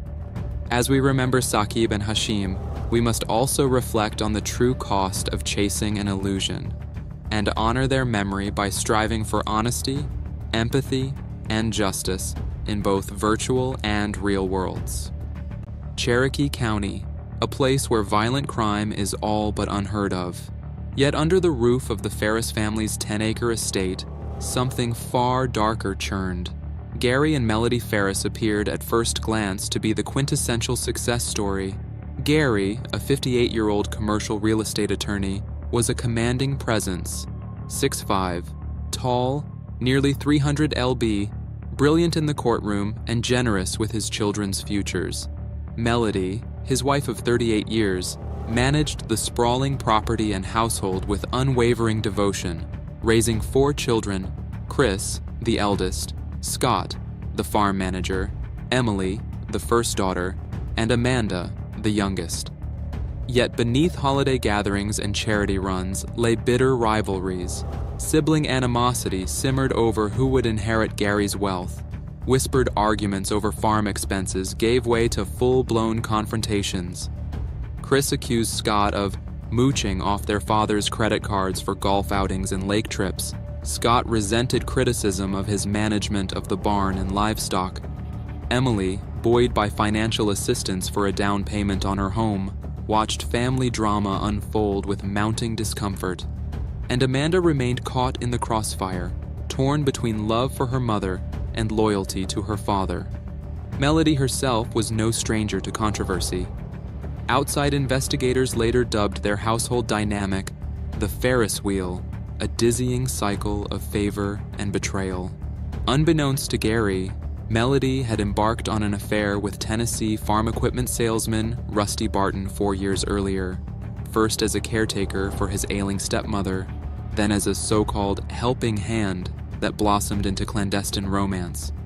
Rusty's name and birth control prescriptions tucked in her purse told a story Gary never fully confronted. Against this backdrop of infidelity, jealousy, and financial desperation, the stage was set for a tragedy that would test every strand of family loyalty. Evening fell on July 3, 2018, with no hint of the horror to come. Around 6 p.m., Gary asked Melody if she would prepare dinner. Her curt reply, "If you don't want it, then go get something to eat," would echo in her memory as their final exchange. That night, Gary retreated to the basement bedroom, where his sleep apnea machine and CPAP mask offered him respite from the world above. Melody and Scott, each in their own routines, assumed he was merely engrossed in work or rest. Scott, who lived in an apartment above the barn and oversaw daily farm operations, spent the evening with friends. He pulled into the driveway shortly after 11:30 p.m., and immediately noticed an unusual glow emanating from the burn pile, a mound of tree stumps and rotting firewood that Gary periodically set alight. Gary had indeed spoken of burning yard waste there, but the intensity of the fire that night struck Scott as odd. He made a mental note to ask his father about it in the morning. July 4th dawned quiet, with both Melody and Scott reporting no encounters with Gary. It was not unusual. Gary sometimes stayed in his basement retreat for days at a time. The Independence Day holiday passed in relative normality until late morning on July 5th, when Melody realized Gary had not emerged. The grandchildren, excited for a ride on the RTV, knocked on his door, only to find it locked and silent. Concern turned to terror as the family scoured every corner of the 10-acre spread. Pastures, barns, the pond's edge, no sign of Gary. Then, at the burn pile, Emily spotted bone fragments among the ash. "Those are human remains," she told Scott, dazed. Within minutes, 911 was called. The man who had towered over family gatherings, who had tossed horses a carrot and nurtured goats in the pen, lay reduced to skeletal fragments. Detective Daniel Hayes of the Cherokee County Sheriff's Office arrived to a scene both gruesome and perplexing. Charred bone lay scattered among embers. Twisted metal remnants of farm equipment stood sentinel nearby. Forensic teams worked into the night. The first startling discovery, a .38 caliber bullet lodged in a ribbon, its tip fractured and embedded beneath the scorch. This was no accident or farm mishap. Someone had executed, and then tried to erase, a murder. Investigators combed the house and barn for clues. In the main kitchen, they detected small spatters of blood on the tile floor. On the wooden stairs leading to the basement, droplets formed a reluctant breadcrumb trail, and more stains dotted the basement floor itself. In the family room's humidor cabinet, they found Gary's shotgun. In the barn, a rack of hunting rifles and ammunition. But one pistol, reportedly kept in the basement, had vanished. Scott and Melody readily submitted hand swabs for traces of accelerant, fuel that could have intensified the burn pile inferno. Both tests returned negative, suggesting no obvious tampering with the fire's fuel source. Yet investigators remained unconvinced. To eliminate evidence of murder by immolation, someone would have to be both calculating and cruel. Then came another oddity. Gary's wallet, a staple of his daily attire, lay forgotten in his truck's console, a behavior he had never exhibited. Each discovery tightened the noose around the unknown perpetrator, drawing suspicion inward to those who had the most to gain, and possibly the darkest motives. As investigators pieced together timelines, the Farris family's skeleton spilled from its closets. Financial records showed Melody's lavish spending in 2017-18, thousands withdrawn from joint accounts, charges at jewelers and high-end boutiques. Text messages confirmed a clandestine relationship. Melody's flirtatious exchanges with Rusty evolved into discussions of wedding bands and weekend visits. When Detective Hayes confronted her, she admitted to the affair, with the caveat that her marriage to Gary was still intact. Scott, meanwhile, believed Melody capable of any deed to protect her lover and preserve her lifestyle. He felt trapped in a Faustian bargain. Help run the farm, and Gary would continue to provide. But cross Melody and the financial faucet could be cut. "I've always had a gut feeling," he told Hayes. "If something ever happened to Dad, check Mom first." Chris and Emily, having benefited from Gary's generosity, down payments on houses, startup funds for businesses, were more ambivalent. Chris accused Scott of misusing credit cards for leisure, while Emily lamented their mother's increasingly erratic behavior. Amanda, the youngest, alone stood by Melody, viewing her mother's turmoil through the lens of unwavering filial devotion. In that web of financial dependence and marital betrayal, every family member had motive, yet only one had both the opportunity and the means to carry out a murder at close quarters and then transport a 300-pound body to a fiery tomb. Forensic breakthroughs provided the backbone of prosecution. Blood analysis authenticated that the droplets on the kitchen and basement floors matched Gary's DNA. Ballistics linked the slug in his rib to the same caliber retrieved near the basement scene. Cell phone location records, courtesy of an Android device with Google tracking activated, revealed that Gary's phone moved from the house to the burn pile and back on the morning of July 4th, precisely when Scott's device pinged miles away on a weekend outing. Detectives theorized two scenarios. Either the killer loaded the body onto the front bucket of the tractor or into the back carrier of the RTV. Both machines bore tire tracks and latent blood traces, though none led directly to the burn pile. Melody, a seasoned operator of both vehicles, could plausibly have overseen the transfer. At 130 pounds, she would need mechanical assistance, and the farm's heavy equipment offered ample aid. When Hayes pressed Melody on these inconsistencies, she shook her head. "I had nothing to do with his death," she insisted. "I don't even know who did." Yet each round of forensic results undercut her denials, consolidating the theory that she orchestrated the killing, even if the mechanics of her plan remained partially hidden. On June 18, 2019, after an 11-month investigation, Melody was formally charged with malice murder, felony murder, and making false statements. Prosecutors Megan Frankish and Jeffrey Fogus portrayed a calculated homicide fueled by sexual betrayal and financial greed. A wife eager to free herself from a 38-year marriage and claim her husband's multi-million-dollar estate for her lover. The defense, Michael Ray and John Luke Weaver, fought back fiercely. They offered alternative explanations. The blood droplets could stem from a dog bite, not a gunshot. Melody's slight frame rendered her incapable of moving a massive body without assistance.